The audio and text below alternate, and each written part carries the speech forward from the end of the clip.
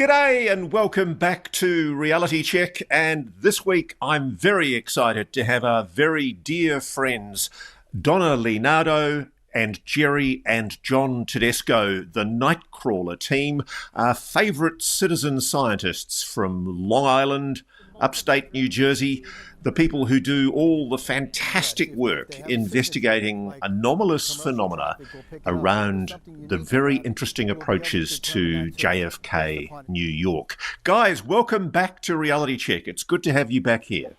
Hello, Ross. We're happy to be back. Yeah, it's good to be back. Nice to see you.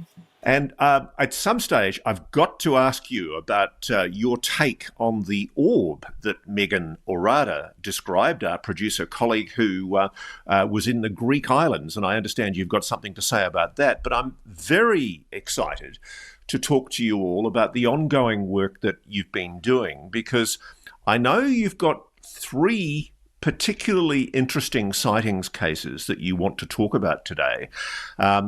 There's, I think, to start off, there's a multi-camera water UAP. It's an object that appears to be coming in and out of the water as it comes towards you, and then it goes up onto the beach, and you've captured quite extraordinary imagery of that. Then you've got, well, frankly, a black triangles multiple that you captured inside a cloud and caught on radar. And then finally, there's this really interesting luminous object. But before we get into that, I'm really interested in drawing all of you on the broad issue. What's your take on the whole New Jersey, New York, Long Island drones flap, as it was called? Was it all hysteria, as we're being assured now by different debunkers and different government departments? Were we all totally misled, and was this just a hysterical piece of nonsense on our part, seeing things that weren't there? No, not at all, Ross. We've been seeing these things. We've been observing them for quite a while now. Quite recently, we had recorded some drone activity down at Robert Moses. They look like typical drones in this particular case. They kind of large, commercial type, almost 6 feet across in diameter. And this is something that we've actually reported, and we contacted the FBI about, because this is an area that the drone flight is illegal, simply because it's in the parklands near the municipal airport out here, JFK. Yeah, I mean, as I understand it, from where you guys stand, looking out from the beach towards the ocean, that's essentially the approach route going from left to right towards JFK International Airport in New York, isn't it? Yeah, exactly. And that's the thing is, these particular drones were unusual in the fact that they resembled, though, at least a couple, the ones that we got close enough to view with a zoom lens. They resembled quadcopters, but they were very difficult to see even with the infrared. They consistently shut their lights off and changed their positions. And when their lights were off, they were virtually impossible to see, except with the fact that we had night vision cameras, or we had infrared cameras. Were they visible with the naked human eye? No, when the lights went off, you couldn't even see. You couldn't see them with your naked eye. Right. But there was a set of, it looked like a set of spotlights on them, or floodlights of some sort. When those lights were on, you could definitely see. You could definitely see the extreme luminance coming off the quadcopter itself. When the lights were off, very difficult. The presentation was very difficult to see, even with the low light cameras and IR. Extremely difficult to. What about noise? No noise at all. No noise at all. These things were quiet. The other thing is, they could have had a light absorbing paint. They were dark. They were black. That's actually a very good question, Donna, because if you're describing, guys, something that essentially looks like a quadcopter, were you close enough to have heard propellers, if there were propellers, as you would expect with a quadcopter? We didn't hear. We heard nothing from these, and we should have heard. We should have at least heard the rotor. The rotors. How close were you? yes, when they presented, they were roughly about a quarter mile away. Yeah. And then an altitude of about 700 or 800 feet. The interesting thing is they were over the water. They were off the coast. We had looked to see if there was anybody operating a remote system to operate them. There was nobody on the beach. There was nobody in the parking areas. There was all boats within range that we could see. And the first area we saw them was off the coast. Mm-hmm. And so, do you think they're really quadcopters? I mean, have you guys seen what quite a number of people in New Jersey have reported to me is that these things look like a quadcopter, or in some cases, they even look like a commercial aircraft or a light aircraft, and then they somehow change shape. Have you seen that morphing that goes on? I think that's the confounding variables here. When we see these objects, I think there's some confusion as far as what folks are seeing. At times they present and they do look like drones. There is some kind of a wing structure or something that presents away from the body of the object itself. Some kind of a lighting pattern. There is a flash. That's the synchronization of the flash doesn't seem to coincide with commercial air traffic. At other times, these objects look like just orbs of light, and what we wonder is whether or not we're dealing with two different things here. We're dealing with two different objects.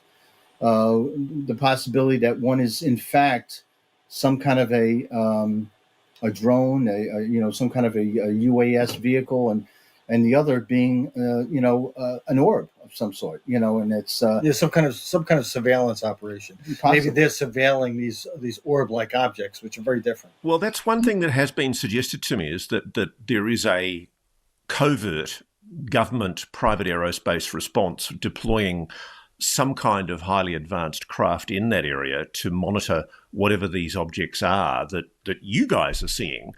Can I ask you this?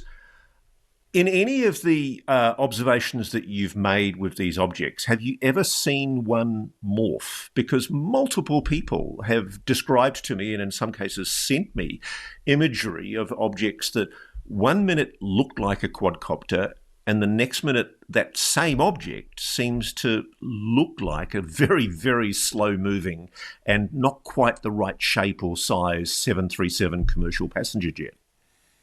Can I say one thing about the New Jersey spotted drones? There was a lot going on in that time period, and I know other experts have already weighed in last year, earlier this year, that there might have been many things in the skies, and then people sent up more of their own recreational drones.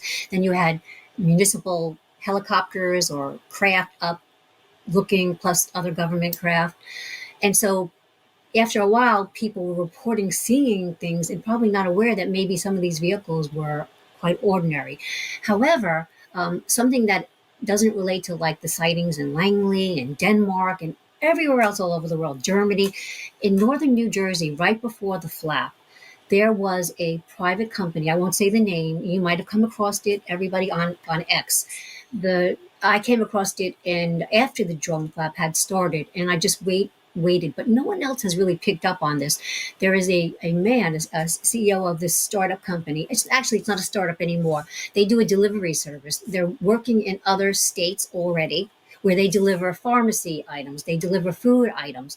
And talking about things morphing, I'm just wondering, because that morphing has been cited in New Jersey only. I haven't heard other reports of the other locales.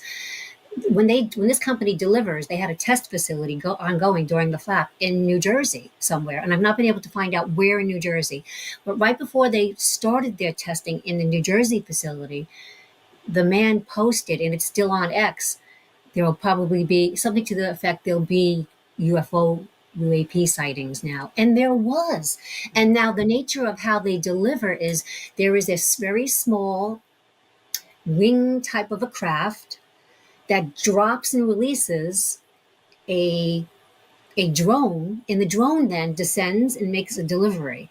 But even if that were the case in some areas of New Jersey, I can't imagine that these types of vehicles or the delivery service was responsible for the lawmakers in New Jersey who said that they were followed on or the military was followed on in the water with a bunch of them. And also that delivery service is not testing or supplying customers in areas like Germany, Virginia, where so that can't explain it all either. But see how it just makes everything confounding, more Yeah. confounding. But also, my understanding is that in America, it's a requirement, it's a legal requirement that you display some kind of transponder. So they should show up on the ADS-B or flight tracker, shouldn't they, John and Jerry? Exactly. Yes, and that's the problem. There's no identifying feature, and this basically they'd be flying illegally. Yeah. You have to identify yourself. You have to have navigation lighting. So it's bizarre, and then the sheer numbers of these objects. Sure. There's this, So, I just want to drill down because I sent both Jerry and John an email relating to a New York Post story that had a guy at an air show claiming that it was his new drone technology that was responsible for the plague of New Jersey sightings. What do you think of that claim? It's a new startup company that's got a new type of drone, and he claimed, or somebody anonymously claimed from within that company, that they were responsible for the rash of supposed drone sightings. Well, I would say that would explain a small number of objects that or that people may have seen. It doesn't explain the large number. The other thing is we have sheriff's departments out there. Mm-hmm. They will look at these things. These things were moving at rates beyond the typical speed. That thing looked like it was relatively slow. Yeah. Can I ask both you gentlemen, one of the things that I know the White House said in January when Carolyn Levitt was first asked about this and Trump honoured a promise to find out about what was causing this supposed drone flap, she came back with the explanation that these were FAA, Federal Aviation Administration, authorised, quote, research drones. You guys, I know, have been in touch with the FAA and the FBI. Have you had any indication at all that the FAA authorised research drones in that area at the time? There's never been any such acknowledgement from the FAA, to my knowledge. There's never been an acknowledgement. The other thing is, why wouldn't they notify all the law enforcement divisions and the it's a safety becomes a safety hazard. Right. It does really makes a lot of sense. And so is the ongoing is the drone mystery, let's not even call them drones, the mystery objects, you guys are still seeing them? Absolutely. Yes. Absolutely. So do you think the drone flap, so-called, ever went away, or did the media just stop covering it in the main? The drone-like objects that we're seeing seem to pop up in a September to November timeframe, or maybe into early December, and we've seen it in 2022. We saw it in 23, and we just saw it recently. And we usually see them between the hours of 7 and 11. Right? Yeah, generally before 12, and it's and it seems to be a climax in November. Yeah. And this is 7 to 12 at night. Yes. Exactly. Yeah. And then you have these orb-like objects that can be out all night long, and they just pop in and out, which are very, very different from what these drone-like. You very kindly put together, and thank you for doing this great work, guys. You've put together really helpful briefs for me to understand some of what you've been seeing recently. And there's an event that took place on the 5th of July this year, 2025. It starts off with what looks like an orb hovering over the ocean. Talk me through, and we'll show the video here, talk me through what you saw that evening. Okay, so this was an object that presented over the water. Initially, what we saw was something that roughly about 600 feet from the surface off the Atlantic Ocean. We saw an object that was not very luminous, very, very low light, not really in the IR. Some visible light was present, and we noticed that the light presented in the same basic area, the same area of the sky. Within a short period of time, that object disappeared, and we saw this what looked like a sphere on the water, extremely bright, luminous sphere. Are you seeing this with your naked eye, or only with your hyperspectral or FLIR camera? This was invisible to the eye, completely invisible. It was only through the hyperspectral cameras. Wow. Were you getting it on radar? Nothing on radar, and the object might have been too small for radar anyway. And it was also close on the ocean surface, so we would get kind of a Yeah, merge we would plot. get a reflection from the Yeah. water. It's not something that can't be distinct between whether or not it's a separate entity from the water, especially that close. The object presented itself like I said, like a sphere. We had multiple cameras on it, multispectral cameras from different locations.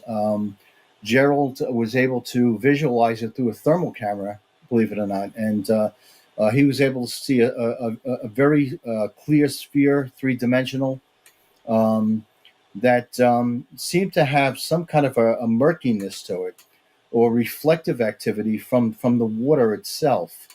And we believe the reason why we saw the object might have been from sea spray or something, some kind of a cooling effect. Yeah, it might have been the water, and it seemed that it might have had a reflective surface, and with the moisture from the water, it could have been reflecting the water, but it made it noticeable. So using the thermal camera, was it warmer or colder than the seawater around it? It was actually colder. Yeah, it was slightly colder. Really? Right, So it's not a Chinese lantern or something simple like that? No, not at all. Not at all. No, and this was a perfect sphere. It was like I said, this was a thermal image. It wasn't an artifact.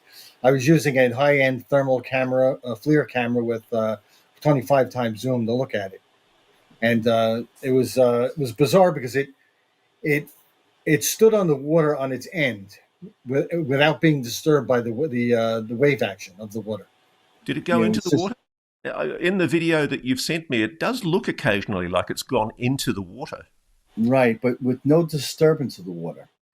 There was any kind of a disturbance, no disturbance that we could record, that we could see, which is typically the case if there was an object floating on the water, if it was actually moving, between the crest of the waves, that sort of thing. Bob. Yeah, that's something that we didn't see at all. And it wasn't in the video. You'll notice it wasn't bobbing up and down.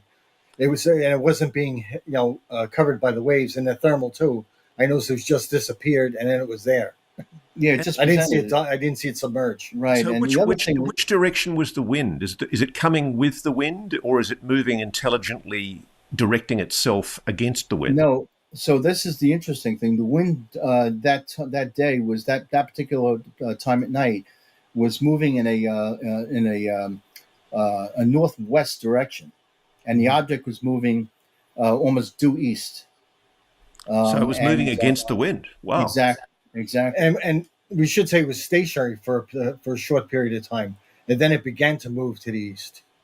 Right. And the object at times was extremely bright. It was giving off enough luminous energy where it can be seen in the IR, the brightest thing on the surface of the water. And the interesting thing that we observed right away was that there was no reflective. There was no light impinging upon anything around the object, like the water, the surface of the water. So it seemed to be self-illuminating. That's what I don't understand, is how come you can see this object with the thermal camera and the hyperspectral camera, but you can't see it with your human eyeball? Right. So again, this is something that, this might be some kind of signature management. It's just outside the range of visual range. Just to explain to our audience, the human eye has got a very narrow field of what it can see, visible light. Right. And your cameras, the FLIR camera, the thermal camera, and the hyperspectral camera, they can pick up light bandwidths that we can't see with the grade 1A eyeball. Exactly. Yeah, a far bigger spectrum. Yeah, the visible range is anywhere between about 400 to about 650 nanometers. Yeah, it's very narrow. From blue to red. So do you think this object was disguising itself to avoid being seen by the human eye? I mean, behaviorally, it would appear like that it was trying to stay hidden. Right. I mean, it's this is not something you see on a regular basis, especially something that can just go well beyond even near infrared and into a more like it's like a shortwave infrared. So that's an extreme signature. That's an extreme change. Not even aircraft lighting at times, which does offer a little bit of infrared, can move up in a range like that. Mm-hmm. Sure, and it's pretty close at this stage, because I think in your report you say it was a luminous spherical object, not visible to the human eye, but visible on your cameras, detected 140 yards, that's like 128 meters, south off the Robert Moses State Park beach shoreline, sitting on the surface of the Atlantic Ocean. Yes. It was only visible through advanced IR night vision tech with no sound. I mean, how was it propelling itself? That's a good question. we don't know. So, Ross, similar occurrences were cited by the three of us and other researchers back in the 2022-2023 period, sometimes multiple orb-like luminous objects. And that's a good point. This is not the first time. Yeah. So that's really interesting, Donna. So this is a consistent thing that you guys have been seeing over many years. It was repeatable. Yeah. Yes. And this is something, too, that, Russ, I just want to point out that you had a guest on recently from Nellis Air Force Base. Yep. That described something along the fence line, just along the perimeter of the Nellis Air Force Base out there. Yep. In the Nevada desert, and his description that some of the characteristics agree with what he said as far as his observation. This is size-wise, Joshua Shelton. Exactly. Yeah. Exactly. Yeah, I found it fascinating because, in that case, there does appear to be signature management. Whatever these objects are, do you think this object that you saw on the 5th of July, do you think it was moving intelligently? Was it sort of maneuvering in a way that was clearly under some kind of propulsion? Yes, it was definitely an intelligent control over it. It was changing direction. Like I said, it was stationary, moved to the east a ways, and then it made a turn towards the shoreline and came up over the shoreline. Right. Let's explore the implications of that. I mean, I find that fascinating. So there are objects that, going from what Donna's just said, it goes back 2 or 3 years for you guys. You've been seeing these consistently off this area for 3 years minimum. They are capable of stealth signature management. They can hide themselves from the human eye. They're luminous, self-propelled, intelligently guided orbs. Apparently, good qualification, Donna. And how many times would you have seen these objects? I guess over a period of about we've been out there 4 years now. We've probably seen these objects at least I'd say a dozen times or so. Mm-hmm. And have you reported? I mean, I think that in and of itself, this is one of the busiest air flight corridors in the world. I mean, this is the approach to JFK International Airport. I can imagine the FBI has got every interest in ensuring the safety of flight space and making sure there's no national security issues with undetectable stealthy orbs maneuvering in an area that's quite sensitive. Was there an interest? Is this being taken seriously? I mean, I appreciate you can't talk about the work that you've been doing with the FBI, but can you assure us they are taking the work that you're doing seriously? They're taking it absolutely seriously. Yeah, there's a genuine interest in this stuff. And that's now, because back in 2022, early 2023, when we were still involved in phase 1 of the study and seeing some of these types of phenomena, I was researching and calling the Coast Guard, all the various municipal layers, the park government, the police. I was calling Homeland Security, federal as well as state. And what I was getting was, if we were doing something in the area, one, we wouldn't tell you. Other people were saying, well, if we saw that, we would go have our heads examined. And then some people, yeah, exactly.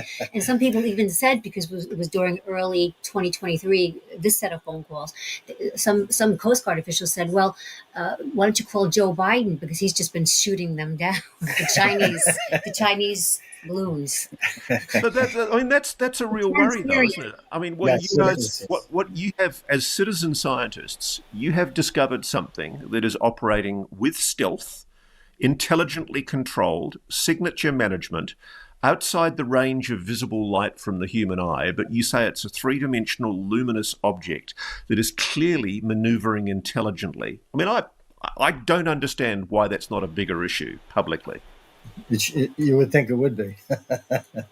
There is quite a bit of attention on it, though. But the FBI is quite interested in it. And I think you had 4 multispectral electro-optical infrared cameras, and you were able to eliminate prosaic explanations. It wasn't a buoy or a buoy, as we call them in Australia.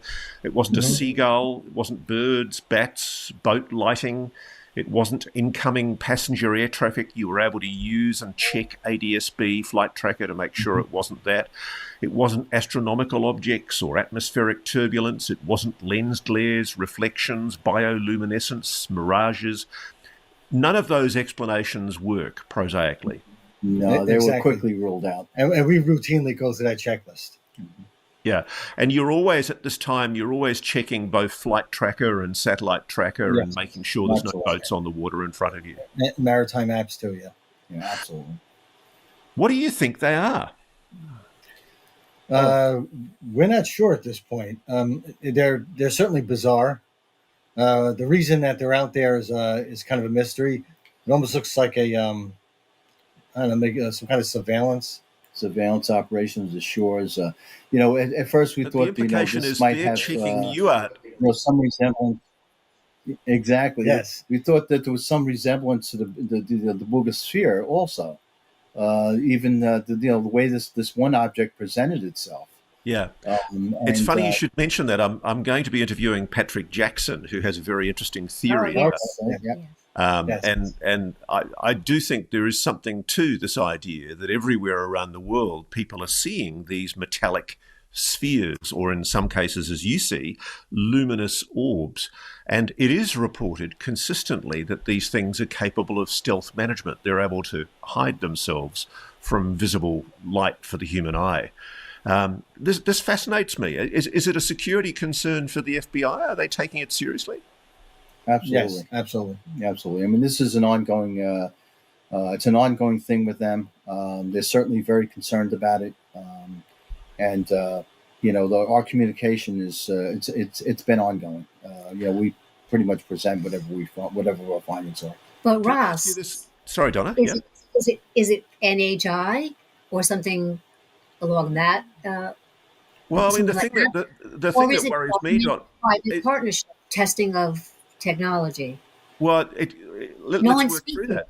Yeah, I mean, if it's NHI, that's the option that I think is possibly the least concerning. If it's an enemy, if it's a foreign adversary with this kind of technology that's capable of ISR, intelligence, surveillance, reconnaissance, that can only be seen on hyperspectral, infrared, or thermal cameras, then that's a real worry. It implies that some foreign adversary has a capability that I suspect we don't have. Unless it truly is ours, and everyone is just mum's the word. Why would they test technology like that on a beach in front of John and Jerry Tedesco and Donna Leonardo? I mean, seriously, you guys. John worked with the FAA early on and the Coast Guard. To get the radar permission to put together the 2 radars that in operation.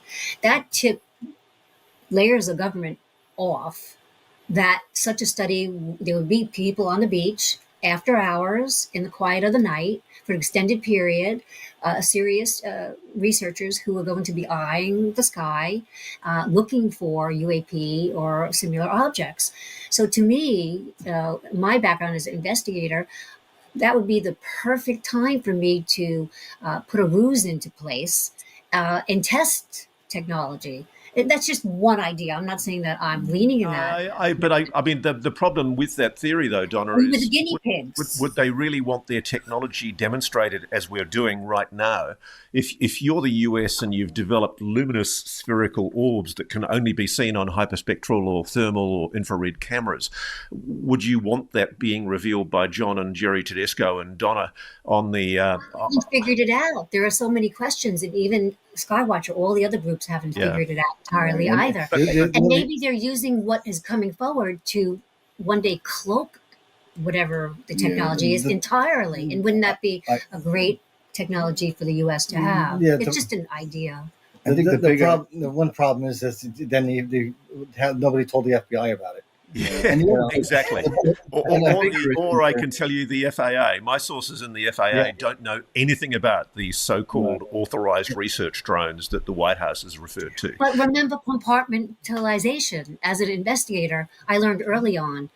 You were in the beginning. I was told, "Go here and tell me what you see." I only knew one piece of it because they wanted to lead me with breadcrumbs, and that's what they do in the investigative world. They Sure. don't tell you everything. They lead you to see what you say back, one so they could be sure you're where you are supposed to be, and they also don't. They want to compartmentalize the operation, so that's something that I it's in the think back of the my mind yeah, I also. think the bigger picture too here is that this is presented worldwide. Mm-hmm. Yeah, You know, I mean, this is multiple countries are involved. And that's so the forth. most key. You It's know, I mean, everywhere. it's very difficult to dismiss it, even if it is if it's a certain entity that's doing it, whether it's U.S. or otherwise. And then why? Yeah, exactly. In all these other places, why? Well, I've got to congratulate you because what you've got there is multiple corroborated, multiple source data evidence of something truly anomalous. Because I think what you record is it goes up onto the beach, that same object, and using some clever daytime research, you've been able to figure out that the object's size, it's quite a small object. How large do you think the object was based on your... Between between 1 to 3 feet in diameter, probably closer to 1.5 to 2 feet. And there's no noise at any stage. You're not hearing a propeller. You're not hearing a None, turbine. There's nothing. none at all. Nothing at all. It's completely quiet. Could it be a balloon? Dumb question, I know, but could it be a balloon that was just gently blowing ashore? No, the balloon would be kind of bouncing all over the place with those. Yeah, they'd winds. be carried by It water would be currents. it would be too. a steady linear course. Yeah, and this thing was independent of any kind of wave action, water Wind currents, action, that yeah. sort of thing. The wind, you know, It also was self luminous. it was counter to any of those. Yeah, it was things. giving off its own light. I mean, a lot of light. You're exactly. I don't understand. If it's self-luminous, that means it's got energy somewhere inside it. How could its thermal signature be lower than the ocean? Exactly, and that's what we've been questioning. It's since the beginning, we've had a very difficult time observing any of these objects with the thermal camera with long wave infrared. And in this case, we believe that the only reason why we did capture some kind of a signature is because the sea spray itself actually had a cooling effect. But these objects, I mean, they were a fraction of a degree cooler than the water. Yeah, it was a very small difference. That's how we were able to differentiate that from everything I mean, else. anything in human technology that generates energy like that would necessarily be warmer than the seawater around it, surely. Yeah. Sure. I mean, you can see boat lights out there, especially at the distance that this thing was from the shoreline. I mean, the camera that we use is a high resolution thermal camera with a 30 times optical zoom. You know, this stuff would have been very, very easy to pick Yeah, we up. would make out the thermal signature of a boat hull. Yeah. Wow. Well, So let's keep on going because there's wait, there's more from the Tedescos. We've got 29th of August, another incident took place, and this is the one that really made me fall off my chair. Let's call it the Black Triangles incident. Talk me through it. What's happening? Okay, so this occurred about probably about 4:14 p.m. I just had gotten off work. I met John at his place. We were in the RV running tests on our equipment because we was planning on going out that weekend. August 29th. This one. Yes, August 29th. Exactly, and this was Eastern time, and it was Mhm. we had just upgraded some of the spectrum analyzers on the RV, on the mobile lab, and Can we you had tell them. the audience what a spectrum analyzer is? Yes, so it's this is particularly used for radio frequencies. So we can scan out, we can look at anything from, from about maybe a low frequency of 1 megahertz all the way on up the spectrum to as high as 26 gigahertz. So this was scanning and going through these test routines, and we noticed that we had a signature there that was well presented, very unusual for the area, and We kind of collaborated that with the some radar data that we had. Radar seemed to align with what we had on the spectrum analyzer. Where was this object? It was in the south west sky, moving in an easterly direction. Over land in Long Island or over It sea? was the object itself was Long Island is relatively narrow. You know, I think we're only about 8 to 10 miles Yes. across, and the object we believe was over the water at that point, simply because of the distance that we were able to capture on the radar. It presented in a cloud layer, exited a cloud layer, produced a signature. Let me say one thing about the cloud layer. This was a single thunderstorm cloud in the sky. It was nice. The weather was great. Everything else was, we had cumulus Mostly clouds clear. out there, mostly clear. And this was a dark cumulonimbus cloud. It was a very dark thunderstorm cloud, and it looked out of place when we look at it. As a matter of fact, it was the only one we had present. Do you think, I'll say it because I think you guys being scientists are too careful. Donna knows what I'm going to ask. Do you think that cloud might have been a fake cloud? So Gary Nolan, he came out with us for a field study one night. He told us, watch for the cloud formations. And John Jerry and I saw one really nasty looking, it looked like 10 motherships situated, oriented north to south one night when we were doing the field study. And I believe this was early on in 2022.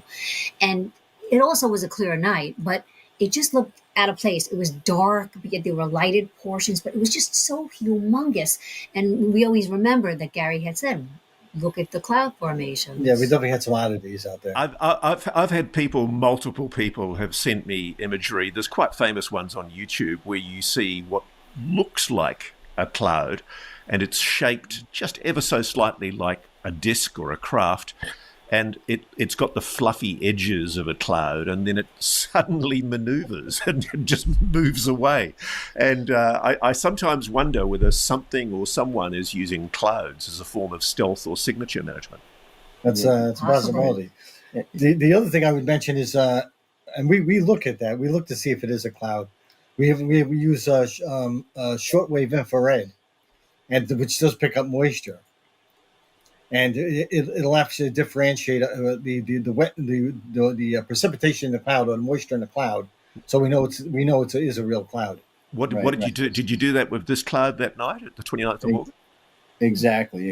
And this is something that we could determine that it wasn't moisture content. It wasn't moisture. So you were able to show it wasn't a classic cumulonimbus cloud, even though it looked like one. Yeah, and the object was well hidden for a short period of time, actually relatively long period of time before it emerged from the cloud body. So Donna's probably right. This is probably some kind of stealth management, some kind of intelligent stealth management by something. It's a possibility. Possibly. It could very well be. Okay, talk me through it. This is where it gets really interesting. Talk me through what happens next. Okay, so we watched an object emerge from the cloud on radar. John and I quickly got went to get our binoculars, or we have what's called a vortex binoculars. These are high-end binoculars, great optical glass. John had began looking at the cloud with those, and he told me, we both went outside. I was trying to find one of the other cameras, scrambling, trying to get one of the other cameras going. And John said there's a black object moving between the cloud, and then it was emerging from the cloud. So he gave me I found one of I grabbed my cell phone and videotaped it while John was looking at it, and we switched. And what we saw was something, originally it resembled a very black triangular or delta shape to it, or bell shape to it. It had that delta shape or a triangular shape. And was this showing up on radar at this stage, that delta shape? Yes, we did have a radar target. We tracked it on radar. On radar, it appears to separate into two more objects, which is quite interesting. Now, you guys sneakily, I giggled when I saw it. I thought, oh my goodness me, the Tedescos are deleting stuff. You found something interesting in the frequency, and you can't talk about it, can you? Has the FBI asked you not to talk about it? Yes, that's the sensitive part. there was Yeah. quite a bit of interesting signals. But I mean, that goes into signal intelligence with the. Okay, I'm going to throw it at you. Just Can't talk let about me guess. 1.6 by any chance? You've been talking to people. No comment. No, it just fascinates me. The one is it 1.6 gigahertz or megahertz? I'm trying to remember. Gigahertz, I Yeah, think. it's gigahertz. Yeah, Yeah. there's I know with Skinwalker Ranch. Yeah, I know the 1.6 seems to come up quite a bit. There's also a 3 gigahertz signal supposedly. There's a few others. Too. Yeah, We'll some, leave it at that. Yeah, Yeah. there are some stuff there. No, but it's interesting. It's such a consistent thing. And I'm really interested because all around the world, people are contacting me talking about 1.6 in particular, but also about 3 gigahertz. And nobody's explaining it, but often it's an indicator. And as you say, it was without giving away the frequency that you detected a frequency anomaly on your spectrum analyzer. You saw it there. Then you got it on your radar. And then when you visually observed it with the binoculars, the vortex binoculars, you then corroborated that object on the radar as well. So you've got 4 separate data points to corroborate something anomalous. Yeah, exactly. And a very, very clear visual representation of what was on the radar. The interesting thing, I will say that we had observed flights of commercial aircraft at the same time through these lenses, these very clear lenses that we use. The commercial aircraft was extremely detailed in focus. You could even make out the writing on the aircraft. The object itself, no. It was always slightly out of focus for some reason. It was poorly presented. Okay, and you gents would understand, I'm sure Donna as well, that the Alcubierre drive principles, Yes. that essentially if something is coming, if it's warping space-time, there's allegedly some kind of plasma or some kind of distortion field around the object. Do you think that might explain what you were seeing? That's a possibility. That's a very strong possibility. It's something we're looking into. There was also there was a shimmer around it. Definitely a possibility of some kind of field effect around it. Right. And this is something that we're actually working with another group in Canada that had just gotten a paper published. There are 2 other engineers on the Alcubierre principle with these objects, which we believe is a very, very strong possibility. And it kind of explains the visual presentation of these objects, is also the radar anomalies that we've been getting, the distinct interference patterns. So you've presented on this data. I think you recently gave evidence at a Northwest US MUFON 2025 symposium in October.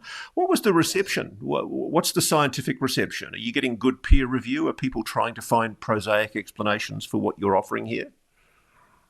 Nothing that was addressed on the objects we had seen, but there was a good group of people that were invited there.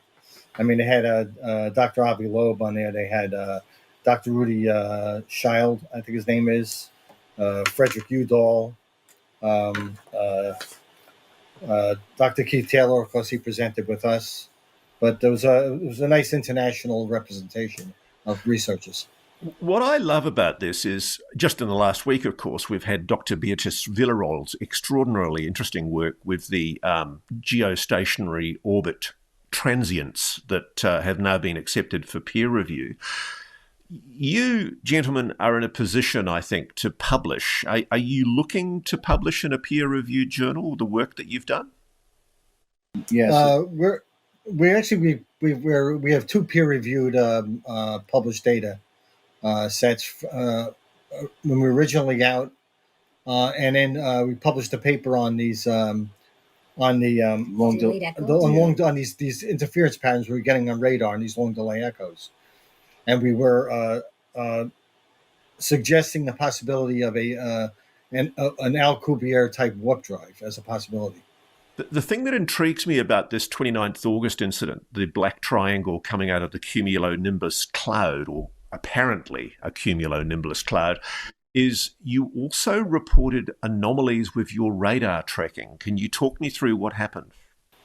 Yes. So, along with this report, this is the radar data that we got was very clear. for this particular object. Most of the time, it's not. We get anomalies. We get a very very strong interference pattern. Sometimes radar, what looks like radar jamming, and very very distorted reflections. I apologize, I got it wrong. It's actually the spectrum analyzer that you suffered distortions on, isn't it? You were getting electrical interference on your spectrum analyzer. Yes. Were they anomalous? I mean, obviously, there's a frequency that we're all aware of that indicates this kind of anomalous phenomena. Were you getting some kind of interference pattern, were you? Yes, it's with the spectrum analyzers. The interesting thing about this particular anomaly is that it seems to be a ground, some kind of a ground reflection. I can't say, too much more than that, other than, something that it was maybe not so directional. It's definitely an oddity, something that a radio spectrum engineer would have picked out right away. Right, and when you used the radar, you actually used two radars, didn't you? Did that help you triangulate? Were you able to triangulate at all? Absolutely. It's with the two different scan geometries that we use. The vertical, we can get an exact altitude measurement. Of course, with the X-band radar, we can in a 360 degree loop or rotation, we can determine its directivity, and of course its course of travel. So this is broad daylight. This is 4:39 p.m. You're seeing on radar a slow-moving solid radar return, and it's coming up as a white mass on your display. There's echo trails, which means the object's moving. Did you get a speed? The object's speed was just over what was it, Joe? 200. I think we clocked it in at around just over 200 miles per hour at that point. I'm not sure. I know it's on the document. I can't. Yeah, it's around. I thought it was it was 100. It might have been 200 miles per hour. 220, maybe 220. Yeah, it was just over 220, maybe 225. But this isn't a balloon, basically. It's not a kite. We that's something we had looked into. Is we checked the air currents at that elevation, and I think the wind speed was probably about 14 miles per hour. Yeah, between 14 and 16 miles per hour at that point. I love you guys. Every time I ask a question that might provide a prosaic explanation, you're 10 steps ahead of me. You've really done your homework. I just love it. It's great. You basically see these things on these Vortex 5000 binoculars, and you spot very clearly a black triangle. Can you estimate the size of the object based on the distance that you were able to triangulate? That was something that was more difficult. Really couldn't determine. I don't think we were able to determine the exact size. Yeah, that's we have some estimations that it could have been, it could have been the size of a large automobile at that point. It's but generally, anything I'd say that was within about 20 feet in diameter. But the clearly important thing is that there's nothing that can be explained using the ADS-B data. There's no flights that are nearby that could explain this object? Not with this object. No. There was no correlation at all. So what was it? I mean, you're seeing a black triangle hundreds of feet in the air. Right. I mean, what is it? Yeah, this is the big mystery, and it's we're not the only ones that observed this either. There was another observation further north, up in New York, I think it was a couple of days later. Actually a day later. Yeah. And somebody else had basically saw or observed something very very similar. Actually, he stopped. He pulled off from. He was in traffic. He pulled off to see it. This person. And he said it was a black object that hovered. It appeared to be hovering above a tree canopy, and then when he drove over to go see it, get a closer look, it had disappeared. Right, and visually, it definitely resembled exactly what we were seeing at that point. So let me summarize here. You've got what looks like initially a cumulonimbus storm cloud. Mm-hmm. You're able with your radar to say that it's not a storm cloud because it doesn't have rain in it. There's no moisture in it that the radar can bounce off. So while it looks like a cumulonimbus cloud, it ain't. Yeah, well, it would have been a very strange one. And as you've been able to get a signal on your spectrum analyzer indicating, which is, without giving away the signal, it's essentially indicative of anomalousness. And actually, this is on 2 spectrum analyzers. 2 spectrum analyzers. Yes. So that's for the debunkers. You've double corroborated it. Yes. You then turn on your dual band marine radars and you are corroborating a radar return, not only on the cloud not having moisture in it, but also a black object that turns out to be triangular shaped coming out of that cloud. Exactly. Yes. Exactly. And Redundancy is key. Right. And with these radars, with X-band radar, we have at this particular frequency, we have a very, very short wavelength. So if you wanted to track like biomass, birds, that sort of thing, by setting up the sensitivity of the radar, you could definitely track it. So we can see moisture in the cloud layers. If there's a significant amount of moisture, a storm cloud, that sort of thing, we would have picked that up right away. And that wasn't showing up on the radar. No. And what I do like about all three of you is you are always looking for a prosaic explanation. You're not woo. You're not inclined to default to the UFO aliens explanation. But the interesting thing about this object is, even though you're able to zoom in with your vortex binoculars on an aircraft that's at 19,000 feet and see it clearly with those binoculars, when you zoom in on this black triangle, you can't get focus. Not at all. No. Not at all. And that's the key difference there. Well, all we could tell is that it looked like it changed its orientation in flight because the edges would change. The edges looked like they would change. It was almost like it was morphing, but I kind of think we kind of feel it was changing its orientation. Right. And if there is something to this Alcubierre principle, this gravitational lensing that's occurring, I mean, this would be a really solid explanation as far as why these things are not well observed. I know somebody had mentioned that we were making assumptions on that, but we have our opinions based on several data points. It's not just a single data point. Right, and this is something that it's a discovery over many, many different observations. Mm-hmm. And just talk me through it. When you say gravitational lensing, what are you actually physically seeing through the binoculars? So there appears to be some kind of a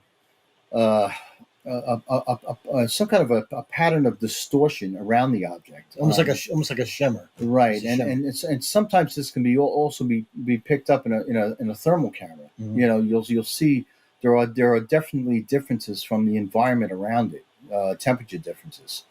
The mechanism for that, I'm not quite sure, because it doesn't. If you looked at a plane with the same signature, you wouldn't see anything that would be remotely close to what these things are producing. Can I ask you this? The moment that the object moved out of the cloud, mm-hmm. is there any connection between when that object made that movement and when you switched on your dual band radar? Yeah, so we actually tracked the object. We tracked the cloud, believe it or not, and we could see there was a physical manifestation within the cloud itself, and that's the one thing that got our interest. And we walked outside, we were looking up, and we said, "This is the only cloud that looked different from everything else out there," and it was in the same location. It pretty much agreed. It lined up with the radar target, and over a period of minutes, this object started to emerge from, it didn't take from long. The cloud layer. It didn't take long before we saw something. So basically, the moment you switched on your dual band marine radar and started scanning that cloud, that's when there was a reaction. Exactly. Oh, yeah. Wow. This just gets better and better. And when you watch the object depart the cloud, it's flying at at least 100 to 200 miles an hour. So it's flying faster than the wind. It's clearly under some kind of intelligent directional control and propulsion. Do you hear any engine, or is it too far away for you to hear any? We should have heard something. It was completely quiet though. Right. Yeah. And living as close to the airport as you know, this is my residence, and you know, I'm literally 2 miles from the local airport there. It's MacArthur Airport. So you know, I see aircraft coming in and out all the time, and I've seen plenty of them to realize when they present sound wise, you know, the distances, what they look like, you know, and various different presentations.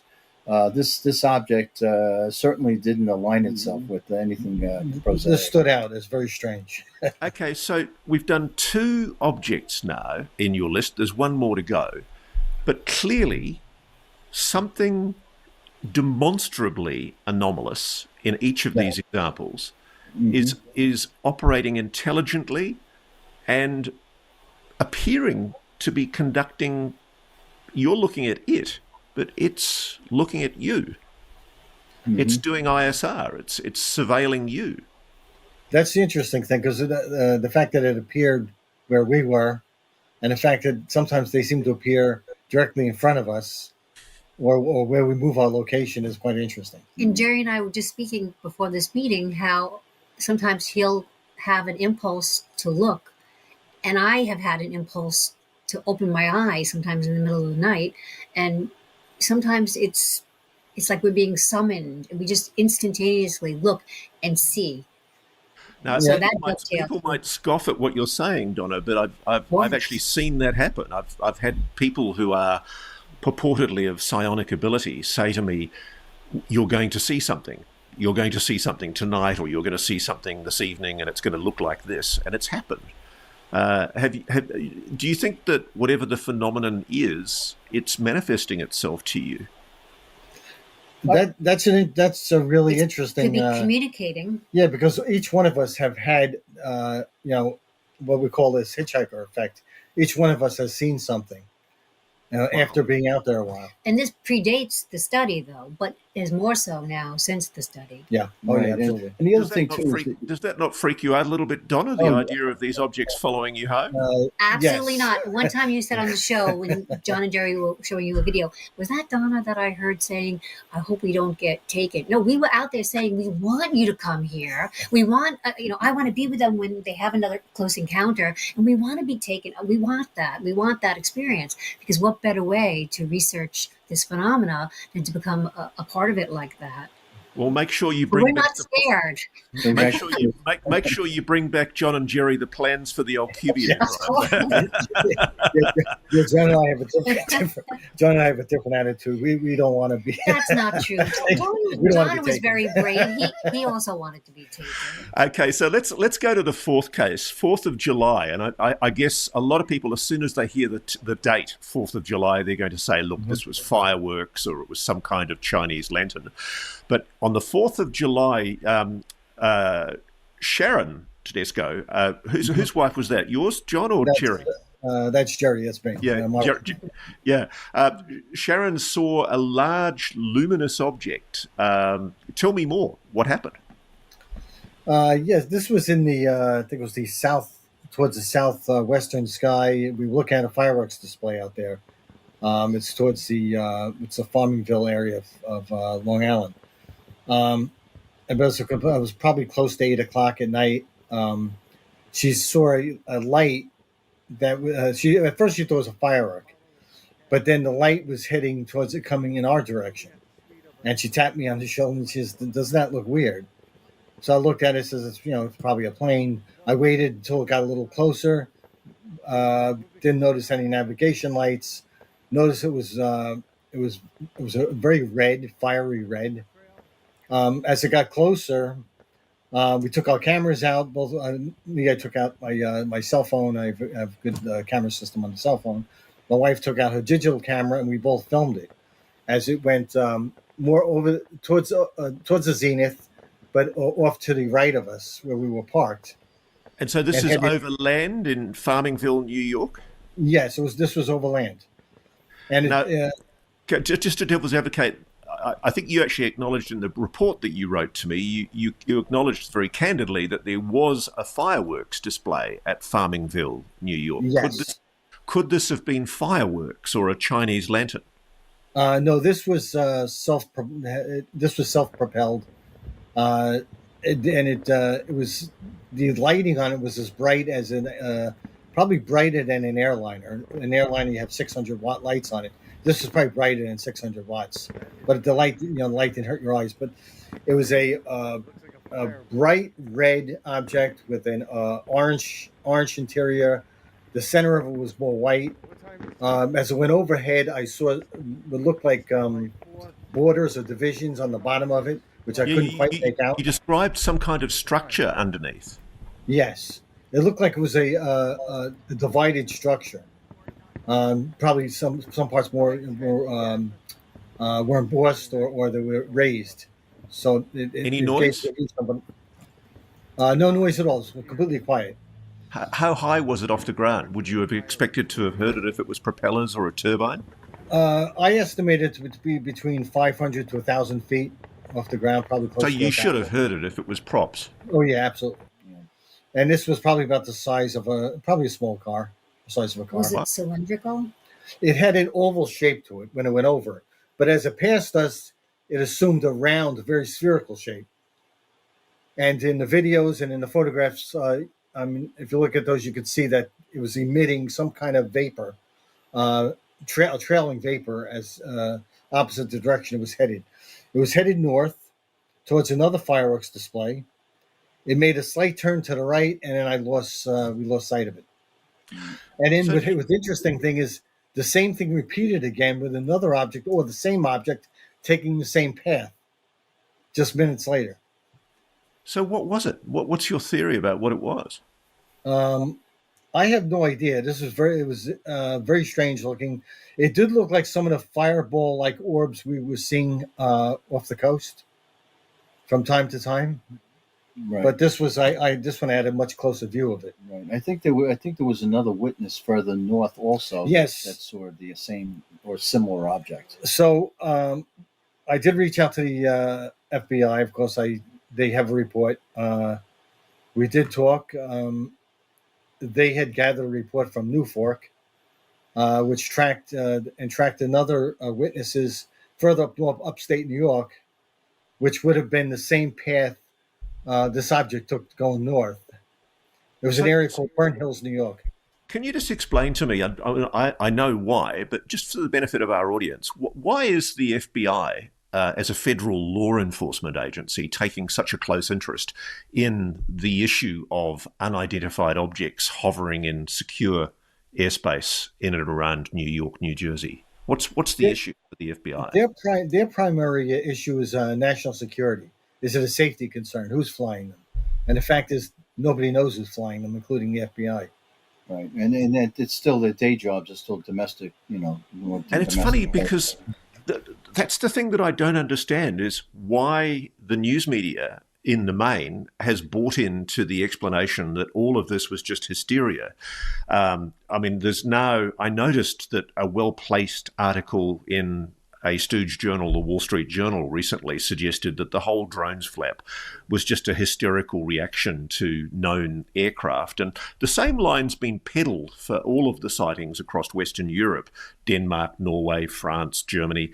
There's been pushing of this line that essentially the public's just got hysterical and misguidedly seen things that weren't real, when in fact they're just perfectly explainable as prosaic objects, aircraft, balloons, drones. In summation, what you're saying here is you've picked up 3 highly anomalous objects that are not conforming to prosaic explanations. Agree? Exactly. Absolutely agree. Obviously the intensity of the objects that were being seen over New Jersey in particular in that period, October, November last year into January, February this year, the intensity and frequency of those objects has lessened. But is it fair to say that you're still seeing anomalous objects in and around the New Jersey, Long Island area? Yes, and there are other reports as well, especially in Mhm. the New Jersey area. Yeah, Not from absolutely. us. So it is ongoing. It's hard to tell what they're seeing right now. Is it the same type of sky phenomena as last year and earlier this year?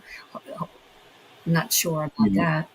And one of the things that fascinated me with the Europe objects, and I've spoken directly to people in the security services in Norway, and they've told me that they were not able to see where these objects came from or went to.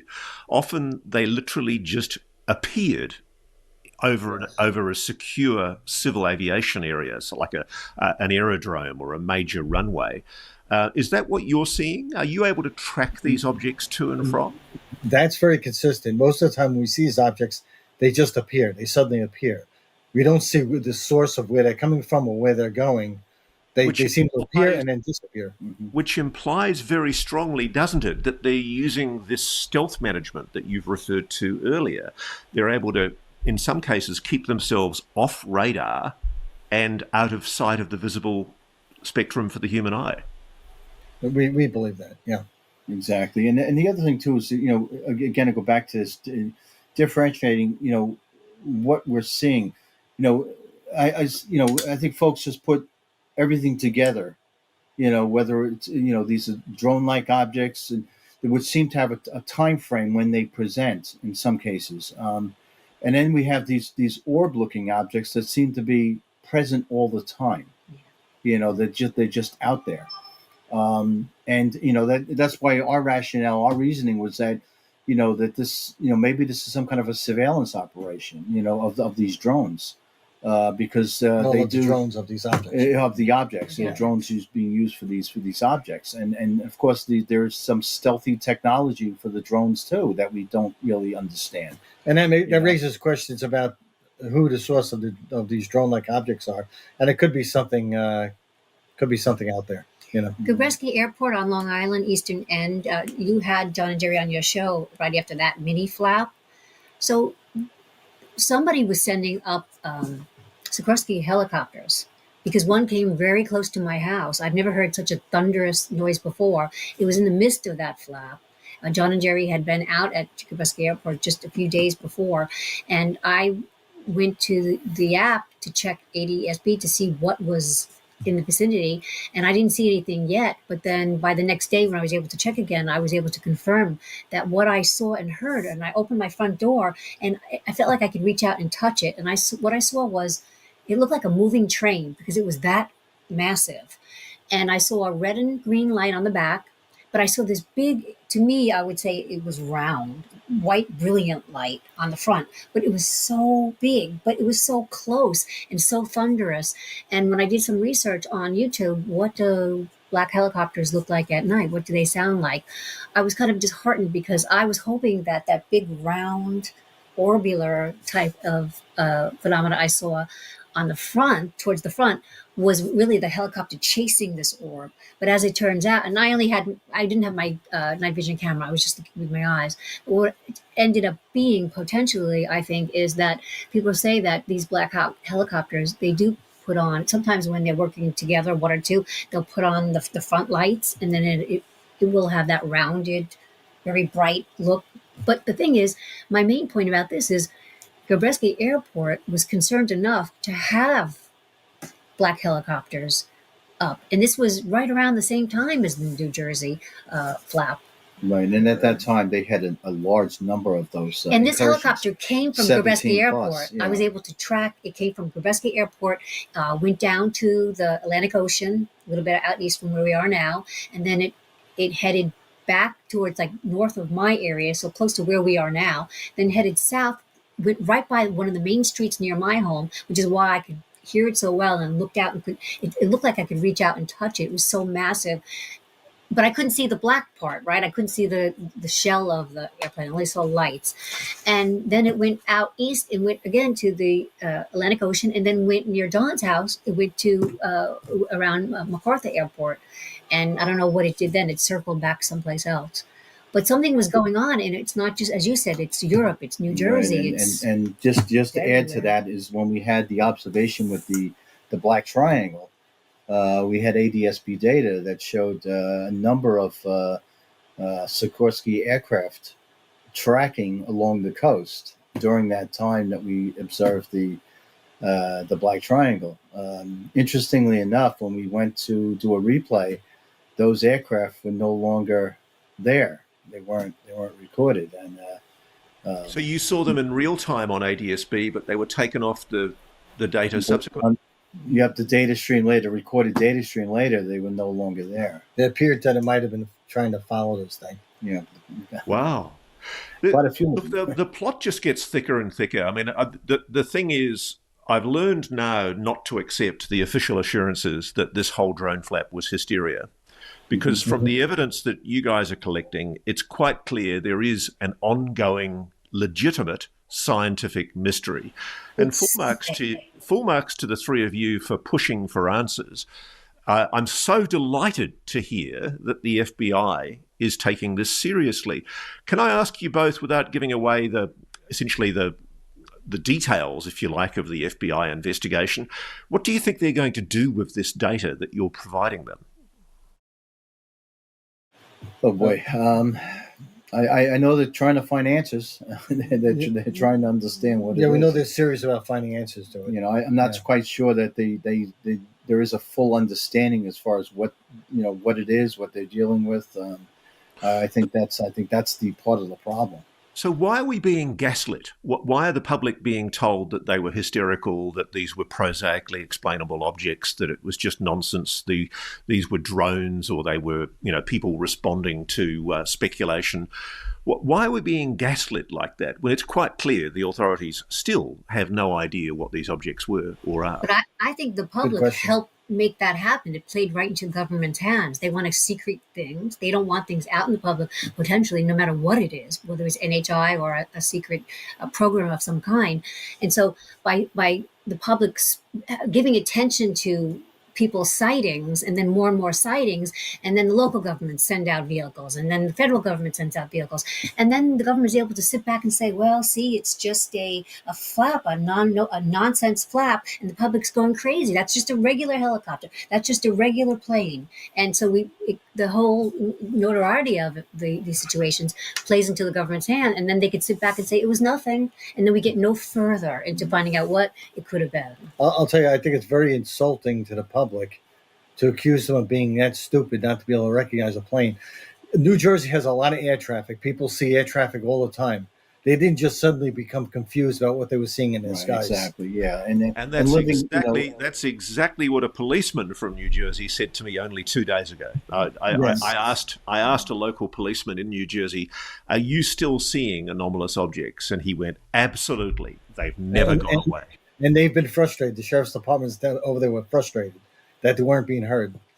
The government was ridiculing the size of a car, right? We heard that a lot about New Jersey. Can they differentiate between something that is bigger or smaller than the size of a car? If it's low enough, yeah.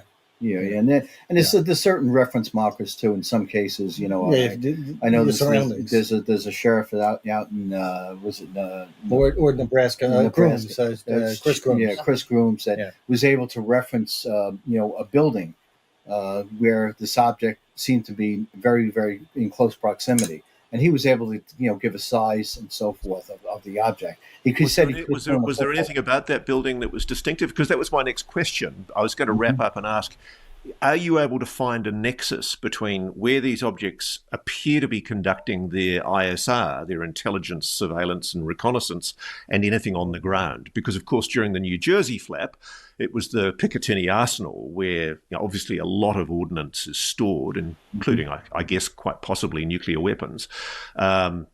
Is there something on the ground that links to whatever these objects might be taking an interest in? Well, the interesting thing is Long Island has Brookhaven National Laboratory, and this is the second biggest nuclear accelerator ring test facility in the United States, besides the one in California. So where the Black Triangle was, how far away was Brookhaven? Within 4 miles. Yeah. Wow. 4 miles, yes, absolutely. Interesting coincidence. So, guys, I would be remiss if I didn't ask you on behalf of my producer, colleague, and friend Megan Orada, who was in Santorini, Greece, when she saw an orb recently that she told me about on the latest Q&A. I would be remiss if I didn't ask you about your take on what Megan describes of what she saw. Do you have a view or a response? Sure. We were fascinated by it. We actually heard that broadcast. Right, and then the way she described it, it sounds like exactly what one of our researchers observed, not too far from his house, and he actually had a recording of it, which we presented to Megan. We had sent it over to her, and I believe that she looked at it and said that it looks very, very similar to what she observed. So, describe to me what your colleague saw and what you think Megan's seeing. Like, what is it? Is this something similar to the luminous orb you've just told us about? Yes. This was. We actually had him. He actually called us one night, and he was super excited about something, and we asked him what was going on. He says, "Can I come over right now to show you guys something?" We said, "Sure." We met at the Nightcrawler.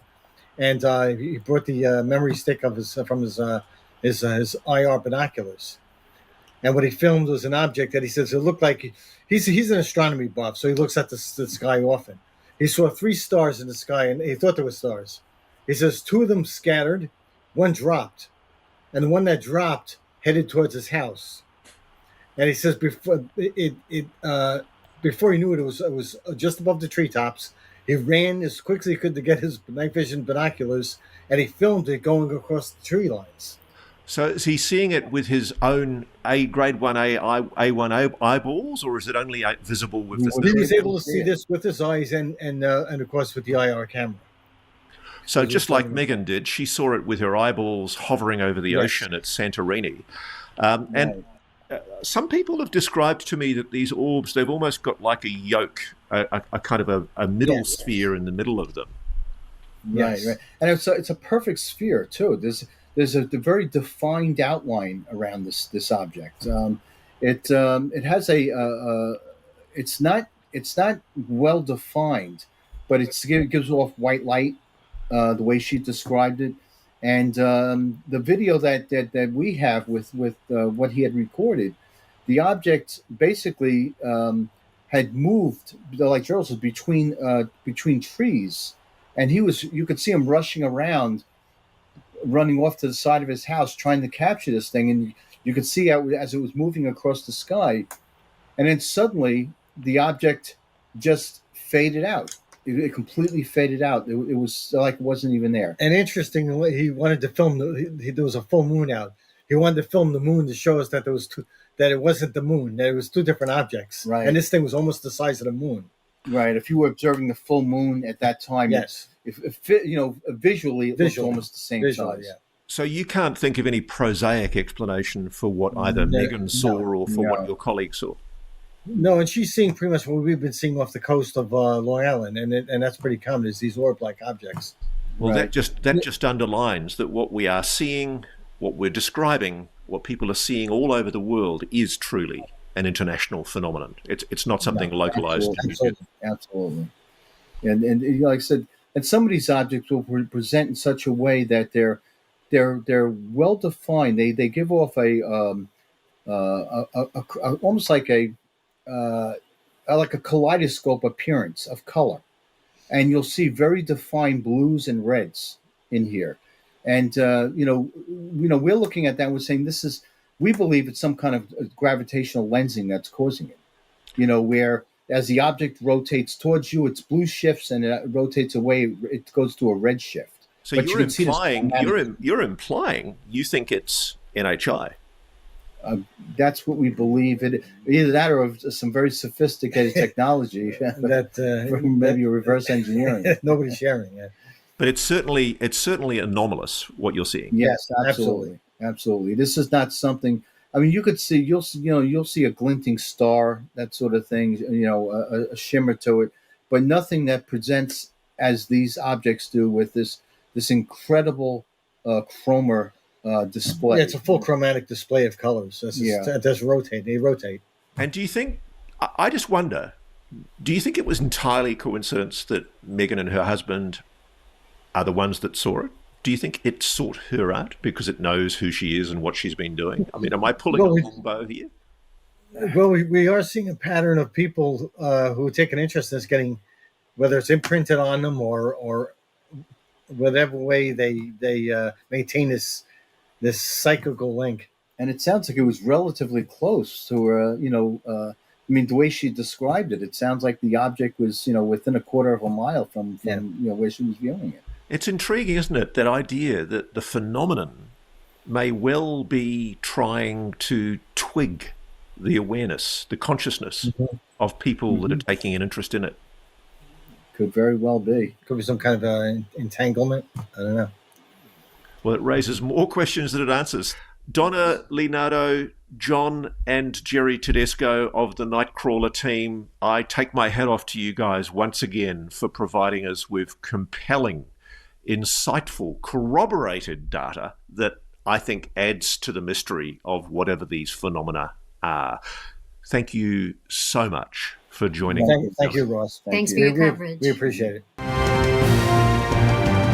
Before we go, please don't forget to send in your questions for our weekly question and answer. You can email us at realitycheck@newsnationnow.com. We look forward to hearing from you. Hello and welcome back to Reality Check. I'm Ross Coulthart, and today we have something very, very interesting for you. I've got a good friend and colleague, Ronnie Vernay, who is a Brazilian-based electronics and computer engineer who's working towards his Masters of Science in Physics, but he's also a UAP researcher and founder of the UAP Brazil Group, which is a group of Brazilian researchers working to investigate UAP cases in and around Brazil. And boy, has Ronnie got an amazing story to tell today, because he has been deep in the Amazonian jungle, way up the Amazon near the border with Peru in the north of Brazil. And he's been investigating some quite extraordinary phenomena. And I will apologize in advance, Ronnie, if I've got the pronunciation wrong. You've been on an expedition in a remote part of the Amazon researching phenomena with a tribe known as the Yawanawa indigenous tribe in the Acre province of Brazil. And you've just returned in the last day or two from that community where you have witnessed extraordinary phenomena.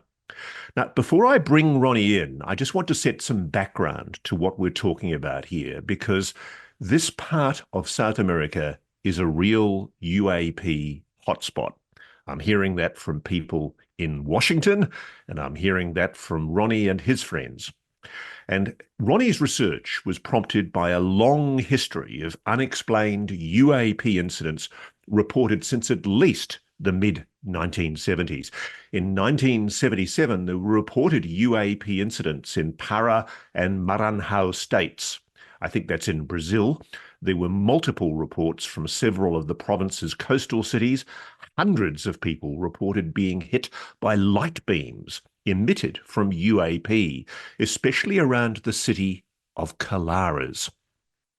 Now, the Brazilian Air Force conducted the so-called Operation Saucer, Operação Prato investigation, and officially no unusual phenomena was found. But is that true? Locals hit by the dangerous light beams dubbed them the chapa-chapa, literally the sucker-sucker. And when a public panic ensued, the mayor of the province sought help from the Brazilian Air Force. And my friend and colleague ufologist Jacques Vallée has reported that a number of individuals during these incidents were reportedly killed as a result of the light beams, and injuries suffered by locals were consistent with microwave burns. Now, I'm sorry for this elaborate preamble, but I think it's really important we all know why Ronnie was prompted to go where he went. So I'll just give you the full history. In 2013, there were several unidentified aerial phenomena that began to be observed flying over a village in the state of Acre on Brazil's northern border with Peru. And on the 24th of July 2014, one of these UAPs reportedly descended into the village and fired light beams at the indigenous people. This prompted a request for help from the Indians to the National Indigenous Foundation, which in turn prompted the federal police and the armed forces to do an investigation. And the events occurred until the end of 2014. 2015, an investigation was opened by the Federal Public Ministry due to a close encounter by the researcher and an anthropologist, Carolina Comanduli, with one of these phenomena. 2015, the incident stopped, but they started again in 2016, this time in the Campa and Isoladas do Invera indigenous tribe, when a light phenomenon descended and was fired at by a local armed with a shotgun. He then received a beam of light back at him and had to be hospitalized. So Ronnie came into this story at this stage. His first expedition into the area was in 2023, and his subsequent investigation led to the Brazilian government being forced to disclose video testimony, more than 20 minutes of video and 120 pages of official documents. And it essentially blew the whole Colares story wide open. So let's bring Ronnie in now. Ronnie, welcome to Reality Check. How was your trip, sir? Hi, Ross. Hi, audience. Thanks for having me. It was very intense. The biggest experience in my life. Never passed something like that in my life. So I have a lot to talk with you today. I'm anxious to talk everything I saw there. Okay, let's start with the sexiest bit first. Did you see anything anomalous, Ronnie? Yes, a lot, and a lot of things that I never witnessed before in my life, and I witnessed in the past a lot of things weird, but at that place it was something completely different, in a completely frequency, in a different power for what I was witnessing. What did you see? Yes, at the first day, my routine. I will talk about my routine first. My routine was to wake up by 7 a.m., 6 a.m., take a breakfast with the indigenous leadership, and go to the place where I was installing equipment. And I brought a lot of equipment to install to monitor UAP, to build a station there, and a lot of work because I was in a place that we had a lot of things that I did not predicted, because I was in the middle of nowhere with no specialized labor to help me, with no very, very good tools. So I had a lot of trouble to build this station, and I spent like 12 hours building it. So between 7 a.m. and 7 p.m. I was working towards building, because I had only a few days there. And after that, at 7 p.m., I started my UFO observations, UAP observations inside the jungle, in a local where people were witnessing since beginning of May a lot of phenomena. In the first day, and I witnessed a lot of what we call poltergeist events. I did not saw luminous events, luminous UAP. I saw what we call poltergeist, strange sounds. For example, I was there in the middle of the silence, extreme silence, in the middle of the jungle, and I heard a noise of furniture or a strong bed, metallic bed being scratched in the ground, in a wood ground, very strong. It's a sound that was very clear. There is no way that could be other sound like that in the middle of the jungle. And I felt a feeling of fear, a feeling very strange fear in my heart.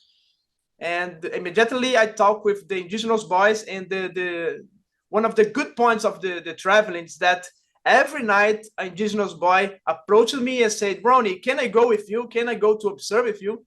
It was very good interaction with them. They helped me a lot because they know the place. And immediately I rushed with them to the place to check if there was anything, any source that could explain that sound, and it's not possible. There's not any bad metallic bed there, any strong bed there, any furniture that could explain that sound you heard. And during the night, we heard again many strange sounds of people like walking in the grass, walking in the forest, things with different sound being scratched against the ground, being pushed, being pulled. And we heard it a lot of times during this first night. So that was my first contact with the strange phenomena there. So did you see any physical movement, or was it all just noise at that stage? All just noise. Any physical movement, only noise, strange noise, very clear noise. It was like the noise was close to my ear, happening close to my ear. Very crazy thing. It's not something distant. And so, just to be clear, just explain to our audience. I mean, you're not in a house or a built-up community here. You're in the Amazon jungle, in a remote village of indigenous people on the Amazon River. Is there anything that could possibly have generated that kind of noise in the community that you were in? Yes, and these observations were not done in the village. It was done 20 minutes walking from the village in the middle of the forest. So there was nothing that could explain near that type of sound. There are no people living there. There was no people there during the night. They don't go there at the night. So there was nothing to explain what we heard during this first night. I have to say, you're a braver man than I, going into the jungle where there's known paranormal phenomena, Ronnie, and by yourself or with just one other person. That's quite extraordinary. You were obviously a bit jittered, a bit scared by it. But let's talk more about what else you saw and heard while you were there. Yes. At the second day, I was suspecting that an abandoned house in that place, it was little abandoned with objects. It was dirty with objects left there, like people left there today, and the middle of the night left the house today and let everything the way that it was.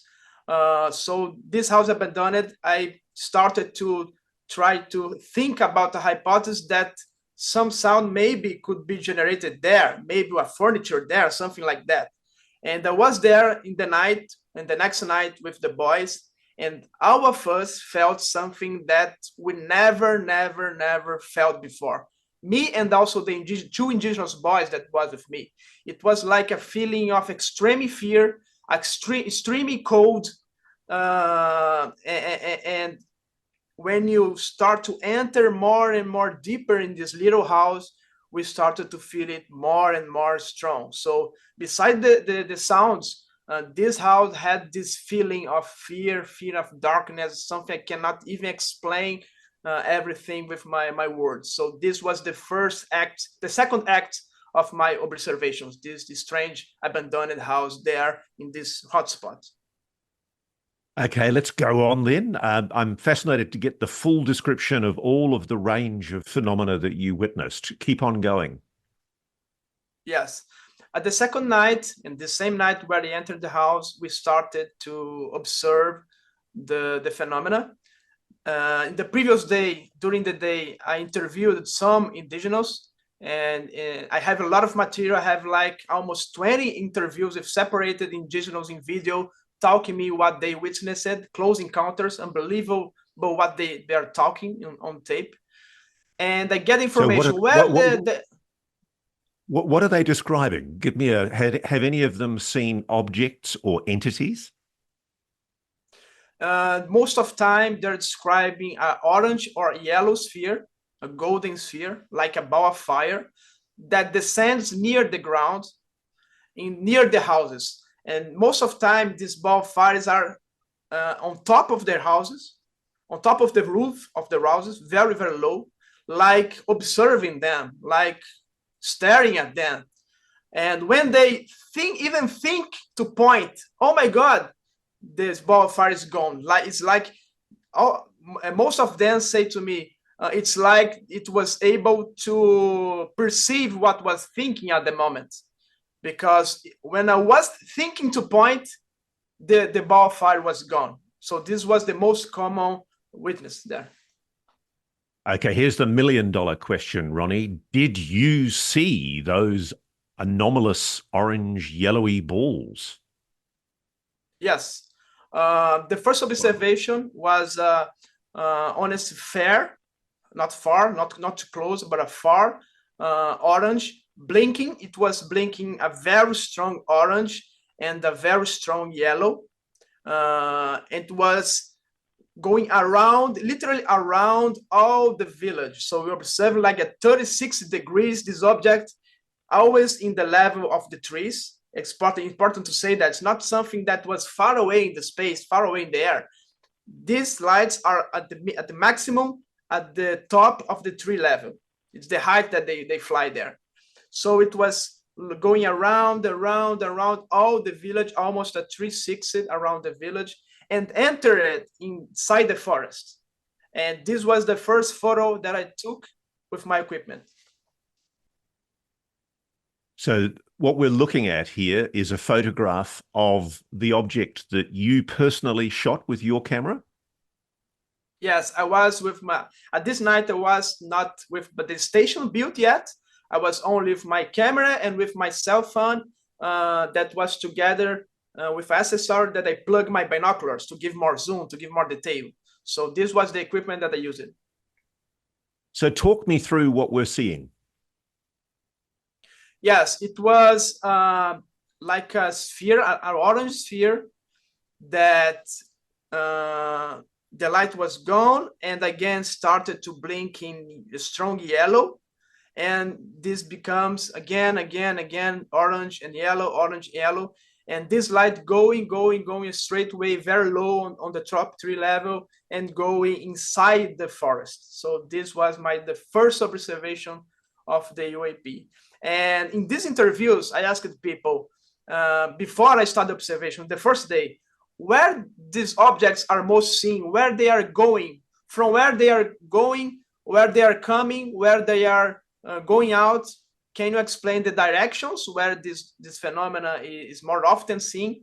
And almost all of them was certainly that was a specific direction. It was to the west direction from the village, looking at from the village, inside the village. And I started to investigate that direction, start to observe that direction. And these objects that I saw in the second night entered exactly in that direction where the people was telling me that the lights were going in and out. So what size was this object and how high was it? And what was your emotional state? How did you feel? Did you feel the same terror or apprehension or dread that you'd felt in the house the previous night? No, I did not feel that fear. I did not feel that same feeling during the poltergeist events.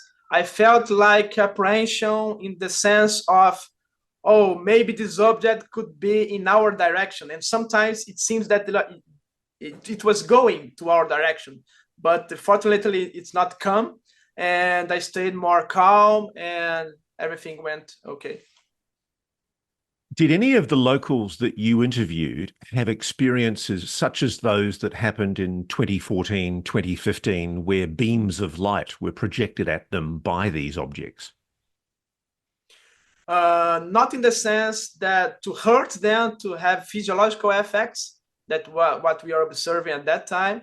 It was in the sense of this ball of fire or projecting light just to illuminate or something like that, to read them, I don't know. But not they do not feel like hurt or any physiological effects like these past events in Peru or in Brazil in the last years. Now, I think we've all seen it. There's been these incredible videos. I don't know whether they're authentic or not, but they purport to be from villages in Peru, recorded very recently in the last year or so. And they showed extraordinary apparent beings, large how does one say this? Humanoid entities walking around Peruvian villages shot on admittedly very bad quality mobile phone camera vision. Is any of the locals in the village that you were visiting, did any of those locals see anything coming like that? An entity, any kind of humanoid being, any kind of sentient, intelligent being? No, any of the interviews that I conducted, almost 20, they did not tell me about humanoid forms, only luminous forms and even objects. There are people that saw something like a disc with luminous lights in the side and also a red light in the bottom of this disc.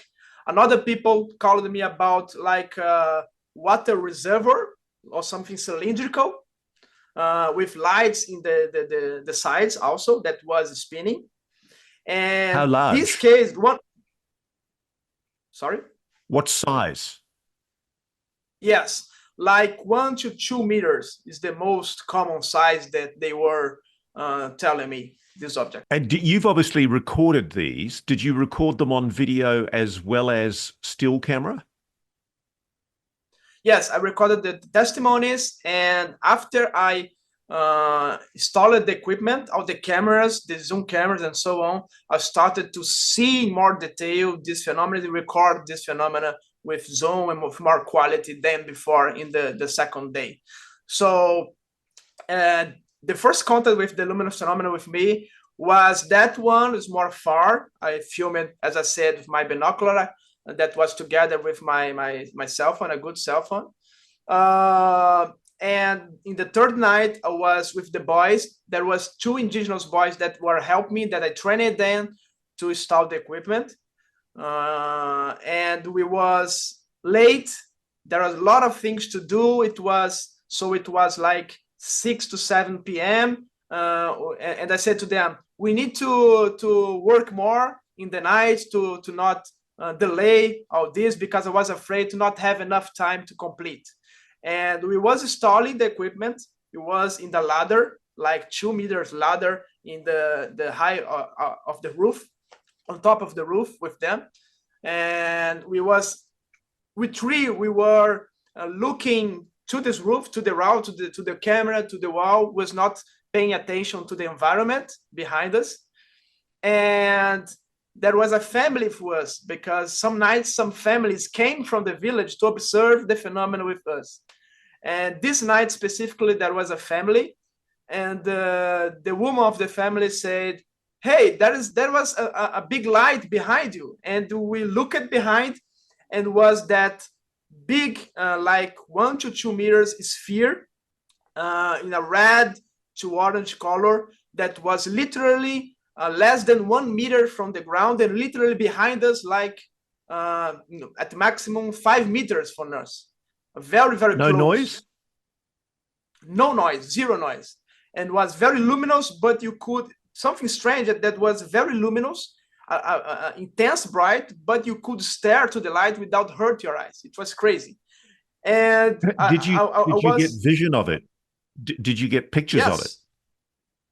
No, because we were installing the equipment. We was one holding the camera, one they're holding the ladder, and was in that activity. So with not time. But I'll tell you something crazy, that more crazy than trying to take pictures about this object. So I looked behind me. I was scared to death because it was very close. And we was with these boys in 2 meters on top of the roof. I was afraid to something fall down in my head and get hurt and so on. But the boys rapidly descended the ladder. Immediately, when we looked at this object, instantaneously, the object started to fly away from us. It's like, okay, I was observing, but I don't want you to observe me. And start away. I heard it very, very fast. I entered the house where we were installing the equipment. I get my drone. I put my drone, Ross. It's a new record. I put my drone in the air in 15 seconds because I wanted a lot to get the image about this phenomenon. I put in my DJI drone, flying in 15 seconds. And when I saw the object was static, not that close, but static in very low level, top 3 level. And I was successful in put my drone very close, like 1 meter from this object, and was seeing with my eyes the phenomena. Wow. And the drone. And my drone was, the object was here. My drone was like 2 meters, at maximum 2 meters to 5 meters high. So I was looking directly. Then I was looking the red light from the phenomenon, orange light of the red light. I was looking the green light from my drone. And I had complete vision. And I started to get the drone camera to look down, look up, look to the sides, and it was not possible to see this object. There was no way that could be possible that my drone was not filming this object, because I was seeing it with my eyes. It was very clear. The red light, the orange light was very strong. And it was impossible to me. The object was static, was not moving, and it was impossible to me to film this object with my drone. You realize what you're describing there is one of the 5 observables. It was demonstrating stealth to sensor technology, wasn't it? Yes, and the crazy thing is that, oh my God, I'm seeing this. And I asked the indigenous boy, and this time the indigenous boy, they are like ninjas. They were like 5 meters inside the water reservoir, observing the object and telling me, Ronnie, go to the drone to the right, drone to the left. And they said, and they confirmed me. It was positioned right in the front of the object. The object, again, was static, was not moving, and it was impossible to me to film that. I tried many, many ways. I tried to circle around the object. It was not possible to film it. So just so I'm clear on what we're going to be cutting into this video, Ronnie, you do have video or still imagery of the object before you put your drone up. Is that correct?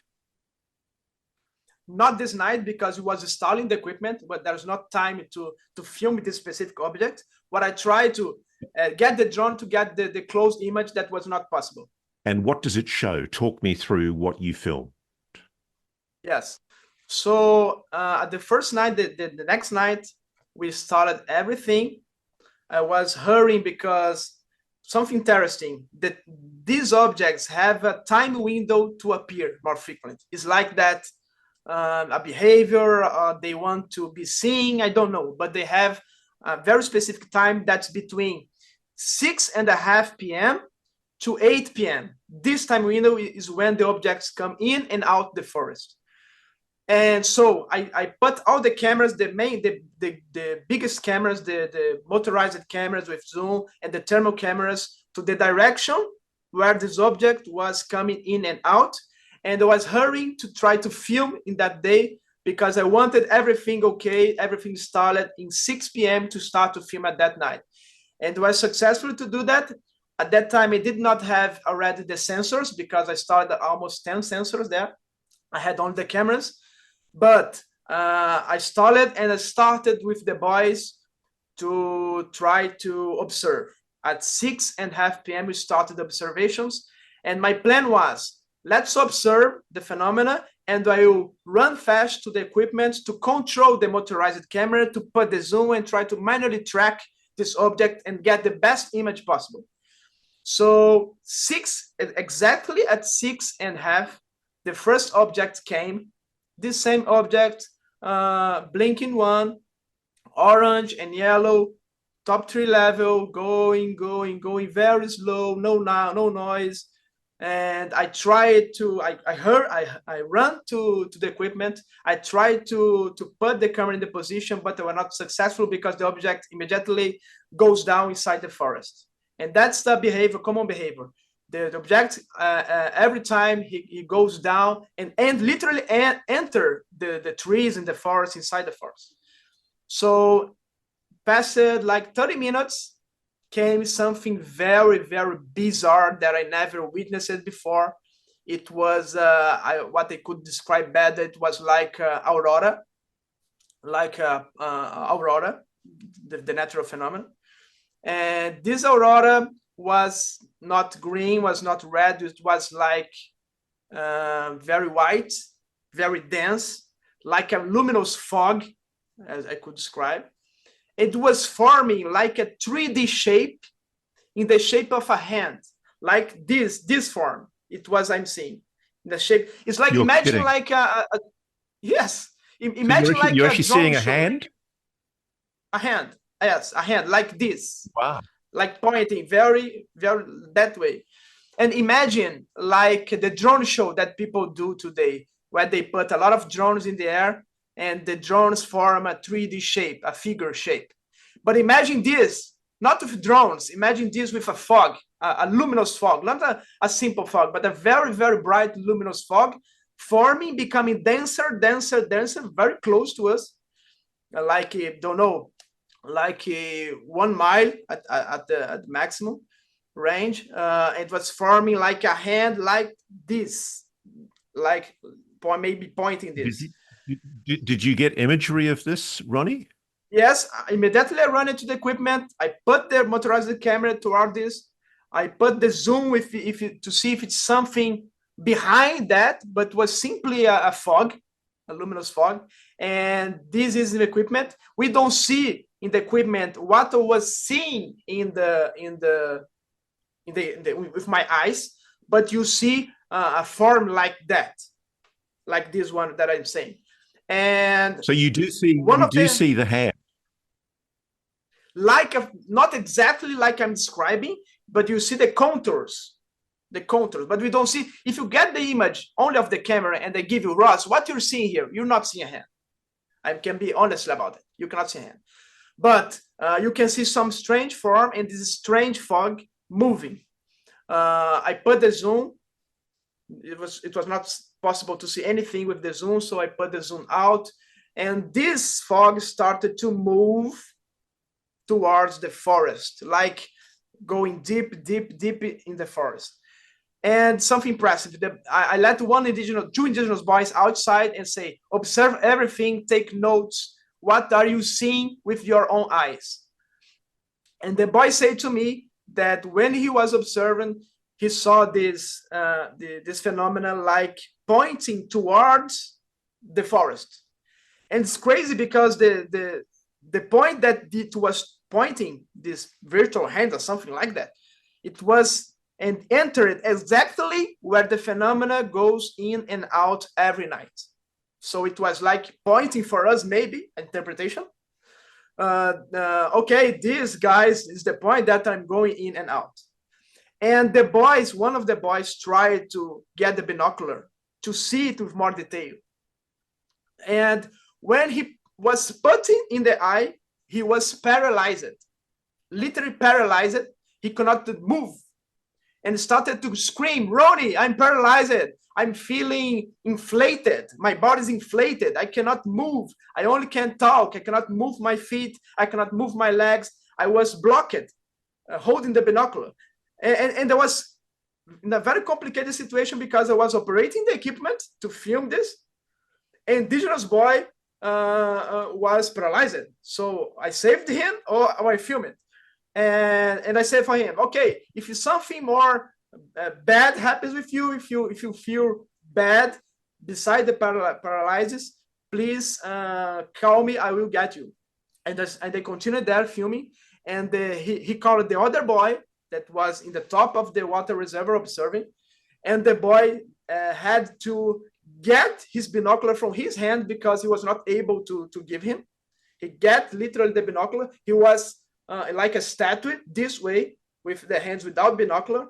And after some seconds, after a minute, he started to again recover the movement and he was completely shocked about it. He's very traumatized with this event.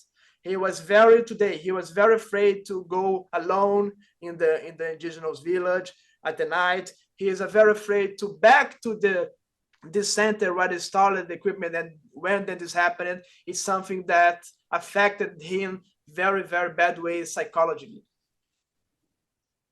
Let's talk about the best imagery that you gathered during your studies there, Ronnie.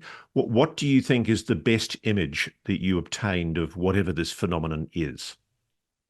I have very good images. I think is the best images produced in Brazil in the last, don't know, since the Operation Saucer, I don't know, but it's very good image because you see with all details this orange light, and I captured 4 types of phenomena there, and I'll describe you in the video, in the camera, and describe you each one. The first one I captured after this cloud event that was pointing, this like hand pointing to the forest. A UAP rised at that specific point and started to move very slow, very slow. I run it again to the equipment. I put the zoom. I had the time to put the zoom, to put in the center of camera and track for many, many seconds this object. It was a very, very bright orange light that exploded, flashed. The orange light contracted. Instead, in the place of this orange light, we see a more smaller yellow to white light. This contracted, and we can see the objects. It's like 2 objects, like 2 spheres or 2 discs. I don't know. I can describe exactly because of the limits of the resolution of camera. But you can see the 2 objects moving together, and this cycle starts again. Explodes this orange light. What size is this disk object or this spherical object that you believe is at the heart of these orbs? It's very difficult because of the distance, Ross, but I could give estimate maybe maximum 2 meters, not something big, because I have to put, it's closer, it's in the forest, on top of the forest, and I know where they enter, so it's a close distance. But can I ask you this? Do you think the objects that you were looking at are solid? And the second part of my question is, do you think that the objects that you were looking at not only are solid, but are intelligently controlled? Yes, this is a very difficult question, but when this orange and the yellow light disappears, you can see these 2 objects flying together. If they are solid, the material, I don't know, but you can see something that permits us to see that probably is something material that was emitting this light. Okay, and 2, we don't know. I don't know if these 2 are together or these 2 are separated. I have the impression that they are separated, and one goes in the front and the other one goes on the behind. And this is, my feeling is straightened by the testimony of people that many times saw 2 spheres. One sphere was going like security, going in the front, and the other sphere was going behind, and the 2 objects was going together, and people saw these 2 spheres very, very close to them. Give me your view, though. I'm interested. Do you think they were intelligently controlled? Were they responding to stimuli? Were they responding to the environment as an intelligent being or craft might respond? Sure, I believe, because it's going in and out from the same place. They react to stimulus, what I'm thinking, when I'm pointing, when I'm talking about it, it evades. As I said, when we was installing the equipment, when you saw it, it was gone, it fly away. When I put the drone, it was not appearing. So I think there's something intelligent manipulating this kind of objects. And can I ask you this? Do you believe, you've indicated this, but do you believe it was able to psychically be aware of what you were thinking and what the young boys with you were thinking? Yes, was it was thinking all the time during the trip that this phenomena can know what we are thinking, what we are planning, and it's like it's appearing when it was showing for us, I'm in the control, you're not in the control. I will show you when I want, and I will show you in the form that I want you to see. You don't have control to get a drone and get closer to me to get more detail. No, the details will be given to you whenever I want. So can I ask you this? Can you talk me through the equipment that you've taken to the Amazon village that you're located at and give me a description of each device that you've installed there now. And I think you've got a setup now where it's broadcasting back to your laboratory in Rio by satellite. You've got a Starlink satellite connection now permanently broadcasting from that village. Talk me through the equipment that you've installed there. Yeah. I brought to the Amazon. It's very difficult to browse that kind of equipment because I need to get, before people have idea, I get 5 hours by plane to the capital of the Acre province. I got 8 hours by car to get to the point where I need to get the boat. And I got almost 8 hours by boat to get to the village. So almost 24 hours of travel to get there and come back. And you can imagine to carry all this equipment during all this path is very difficult. But I brought everything was possible. I made my best. There were five cameras, all kinds that you can imagine, all sky cameras, high resolution cameras, motorized cameras. There was 2 antennas in the gigahertz frequency. That is a frequency that we typically see this UAP emitting signal. One antenna, they are directional, so I can point and transmit and receive to that exact location. If I receive a signal, I know the signal is coming more strong in that exact location. And I can transmit to see, not only receive, but transmit to see if I will see some reaction of the phenomenon. And I have almost 10 sensors. I have thermal sensors, thermal camera to see something that's not invisible light. I had a cosmic ray sensor. It's a sensor to measure nuclear radiation, ionizing radiation. I have infrasound sensor to see if it emits any noise below our threshold of hearing, to see if it gets some signature. I have, as I said, this microwave and radio signals from the antennas. I have accelerometers, gyroscope, pressure, temperature, humidity, GPS. All these sensors are installed and collecting data each 10 seconds there where they are installed. So can I ask you this, on any of those sensors, particularly things like the infrasound sensor, the thermal sensor, any of those other sensors that are capable of picking up things that we simple humans can't detect with our bodies, did you record any corroborative phenomena to demonstrate that there was data that corroborated what you'd seen with your eyes and what you picked up with your cameras? Yes. To respond to that question, I will tell you something that I witnessed there, more poltergeist phenomena. At that same night, that night of the cloud, the boy paralyzed, the night that I filmed the object was crazy. And when this object and this cloud was there, it was not only the paralyzed boy. The cell phone started to block. The cell phone was not working. Boys started to try to film, and the cell phone simply was not working. The flashlights, the battery was drained, all the flashlights. The light was blinking, but fortunately I had no breaks there to maintain the energy for some seconds, but the light was varying. And everything that was happening at the same time during this UAP event. Unfortunately, at that night, I had not configured yet the sensors. I only finished to configure the sensors in almost the beginning of the next day.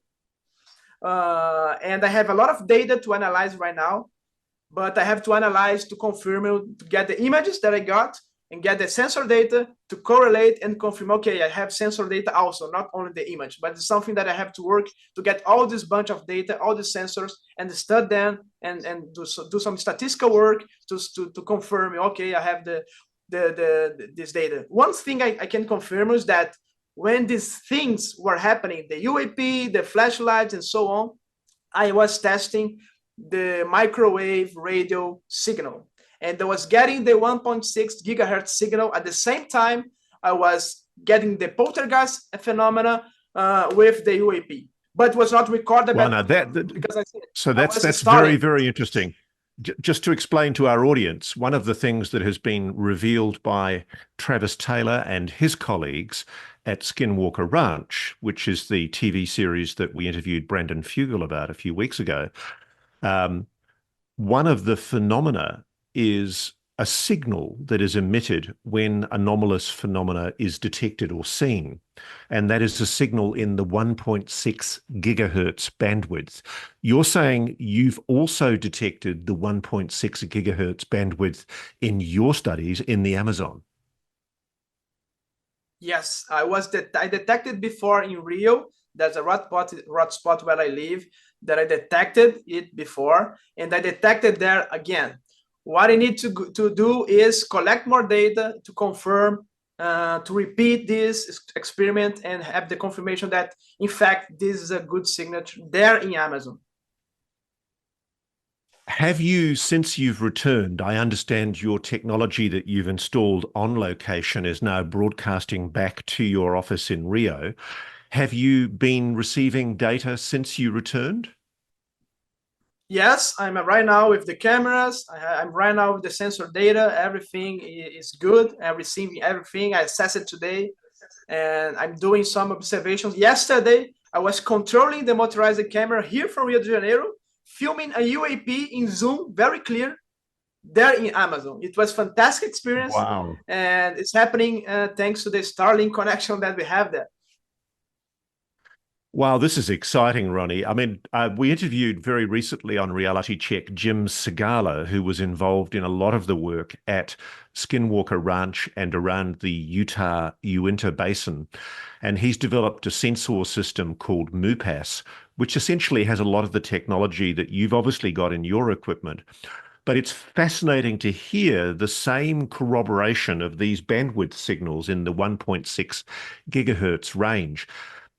What I love about the work that you're doing, and this is a theme we're going to try to develop more on Reality Check, is you're doing good science. I mean, you're not someone given to emotional outbursts. You're not, I suspect, you're a very dogmatic scientist. You're looking for data.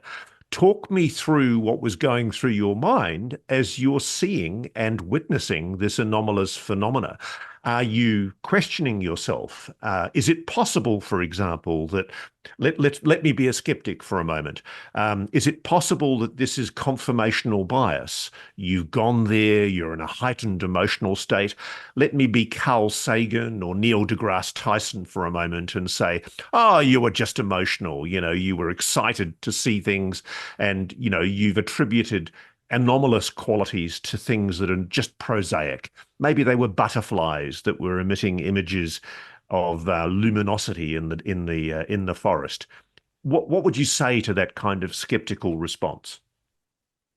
Yeah, since day one, I was scratching my head and saying, no, it's not possible. It's not possible. Let me search the poltergeist phenomena, the sounds. I went to all the village. I ran in the village searching for sources that could explain that. I could not find, and was mad about that because my mind could not fit with reality, but it's very strange.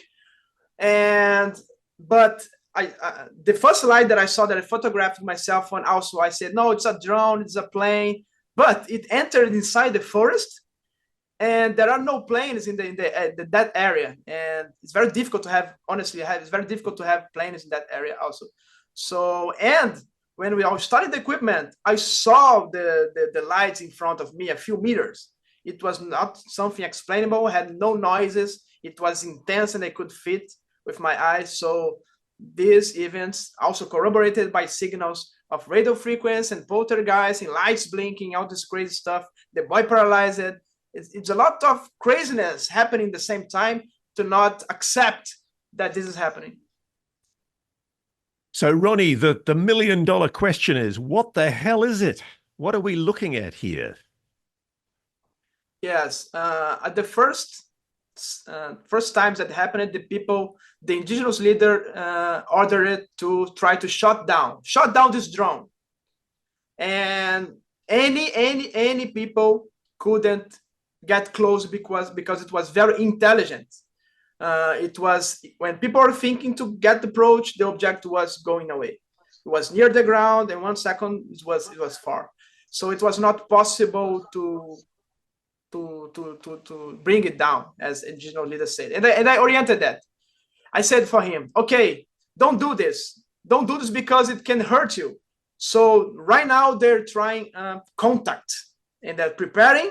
The most compelling thing is that the indigenous leader is preparing the community, because he thinks his interpretation of the indigenous leader is that they will have a contact very soon. So tell me this, in Aboriginal society here in Australia, it's part of their oral history going back tens of thousands of years that there have been these orbs, these lights, very similar to what you're describing. It's quite fascinating to me that you're describing these orangey, red, white orb lights. Is it part of the oral history in these communities that this is something that's always been there, or is this relatively new? The indigenous say that they believe that in their culture that we have the beings of the forest. And the great thing is that the direction that these lights are coming in and out, I asked the indigenous leader, what do you have here? You have a river, you have a water body, what do you have in the direction? Oh, this is the direction exactly of the Samauma. The Samauma is the sacred tree of the Amazon. In the indigenous culture, the Samauma is a portal where beings from the forest come in and out. And when he talked to me about that, I was shocked, because I was never imagining an answer like that. That exactly pointing direction where the phenomena is going down, literally entering the forest. It is exactly direction where the Samauma is located. Did you get a picture or imagery of the Samauma tree, the sacred tree that he was talking about?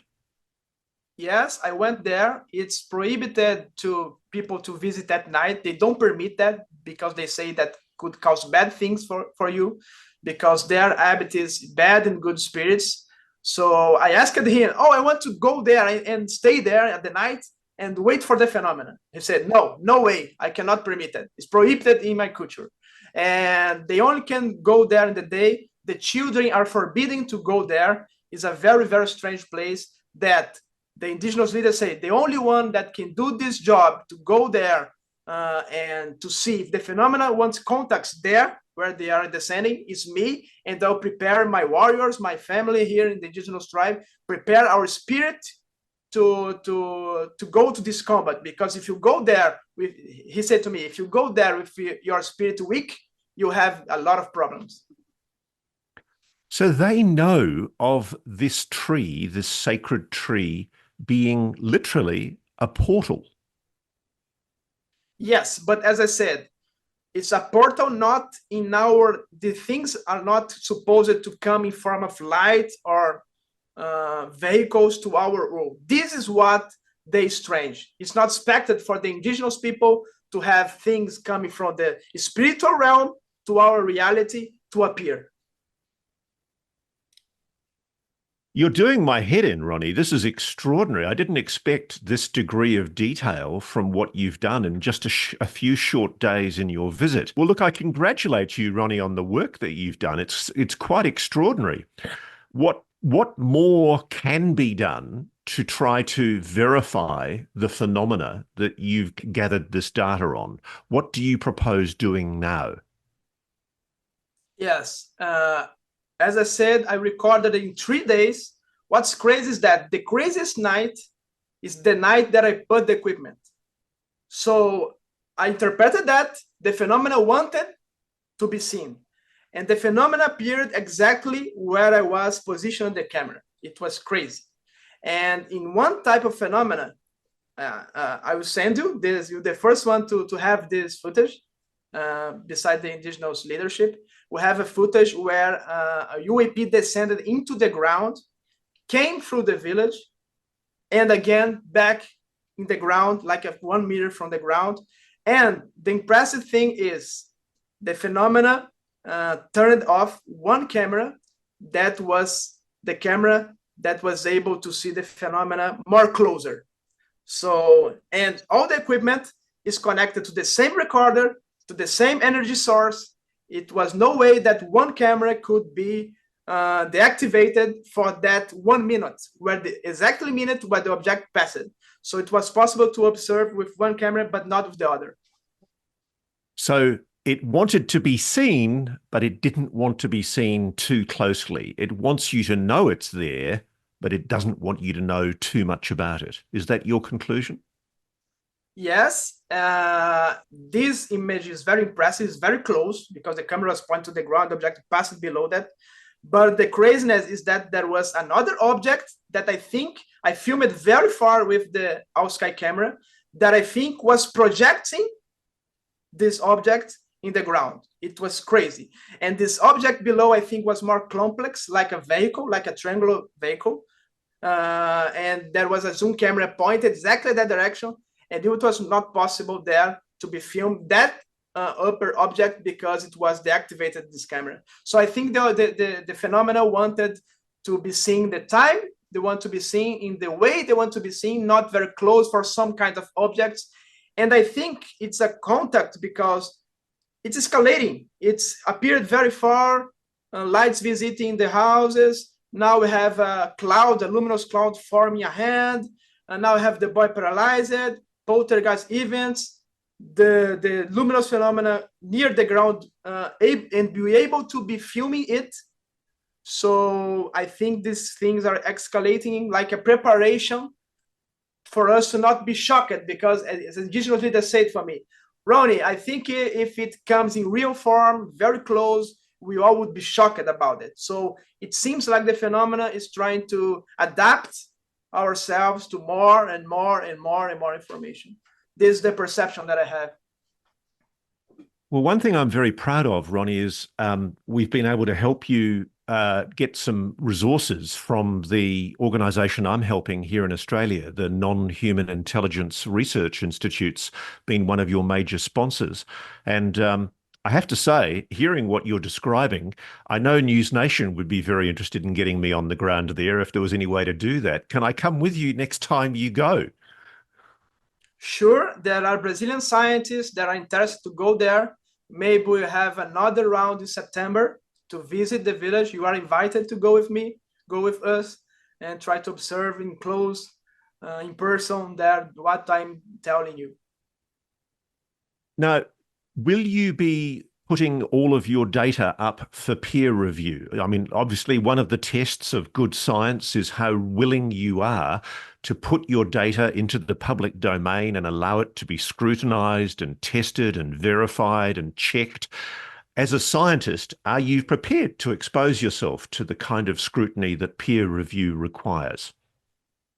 Yes, all the data, I'm collecting the data, all the data, I'm in contact with scientists here in Brazil and other that you help me to contact. And the plan is to publish everything, and as soon as published, to release all the data to other people, get the data and have all the interpretations. And this is how science is done, yes. I'm inviting you to speculate, Roni, in conclusion. Let's speculate. What do you we're dealing with here?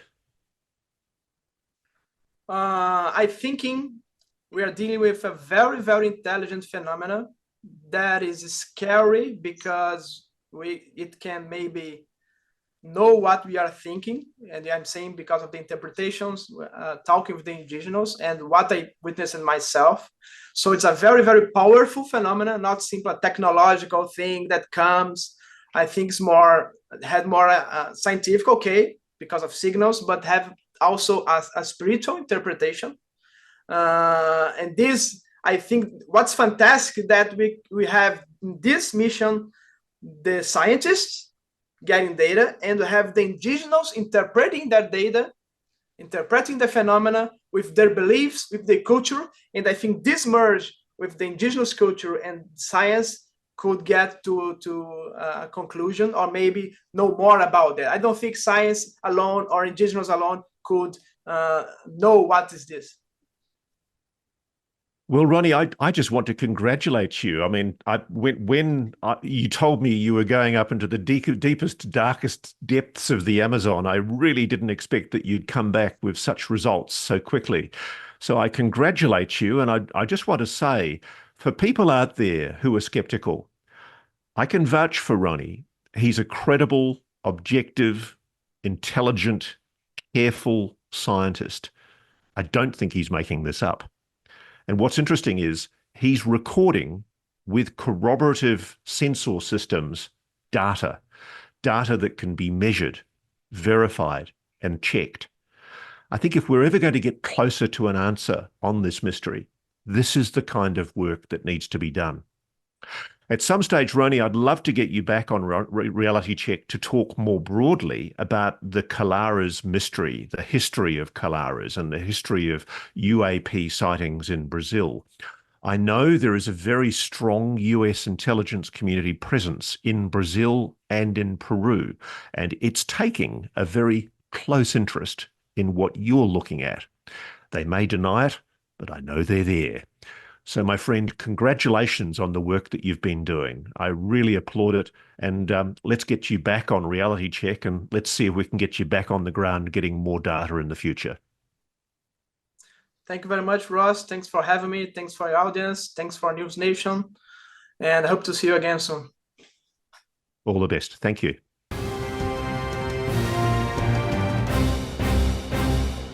Thanks for watching.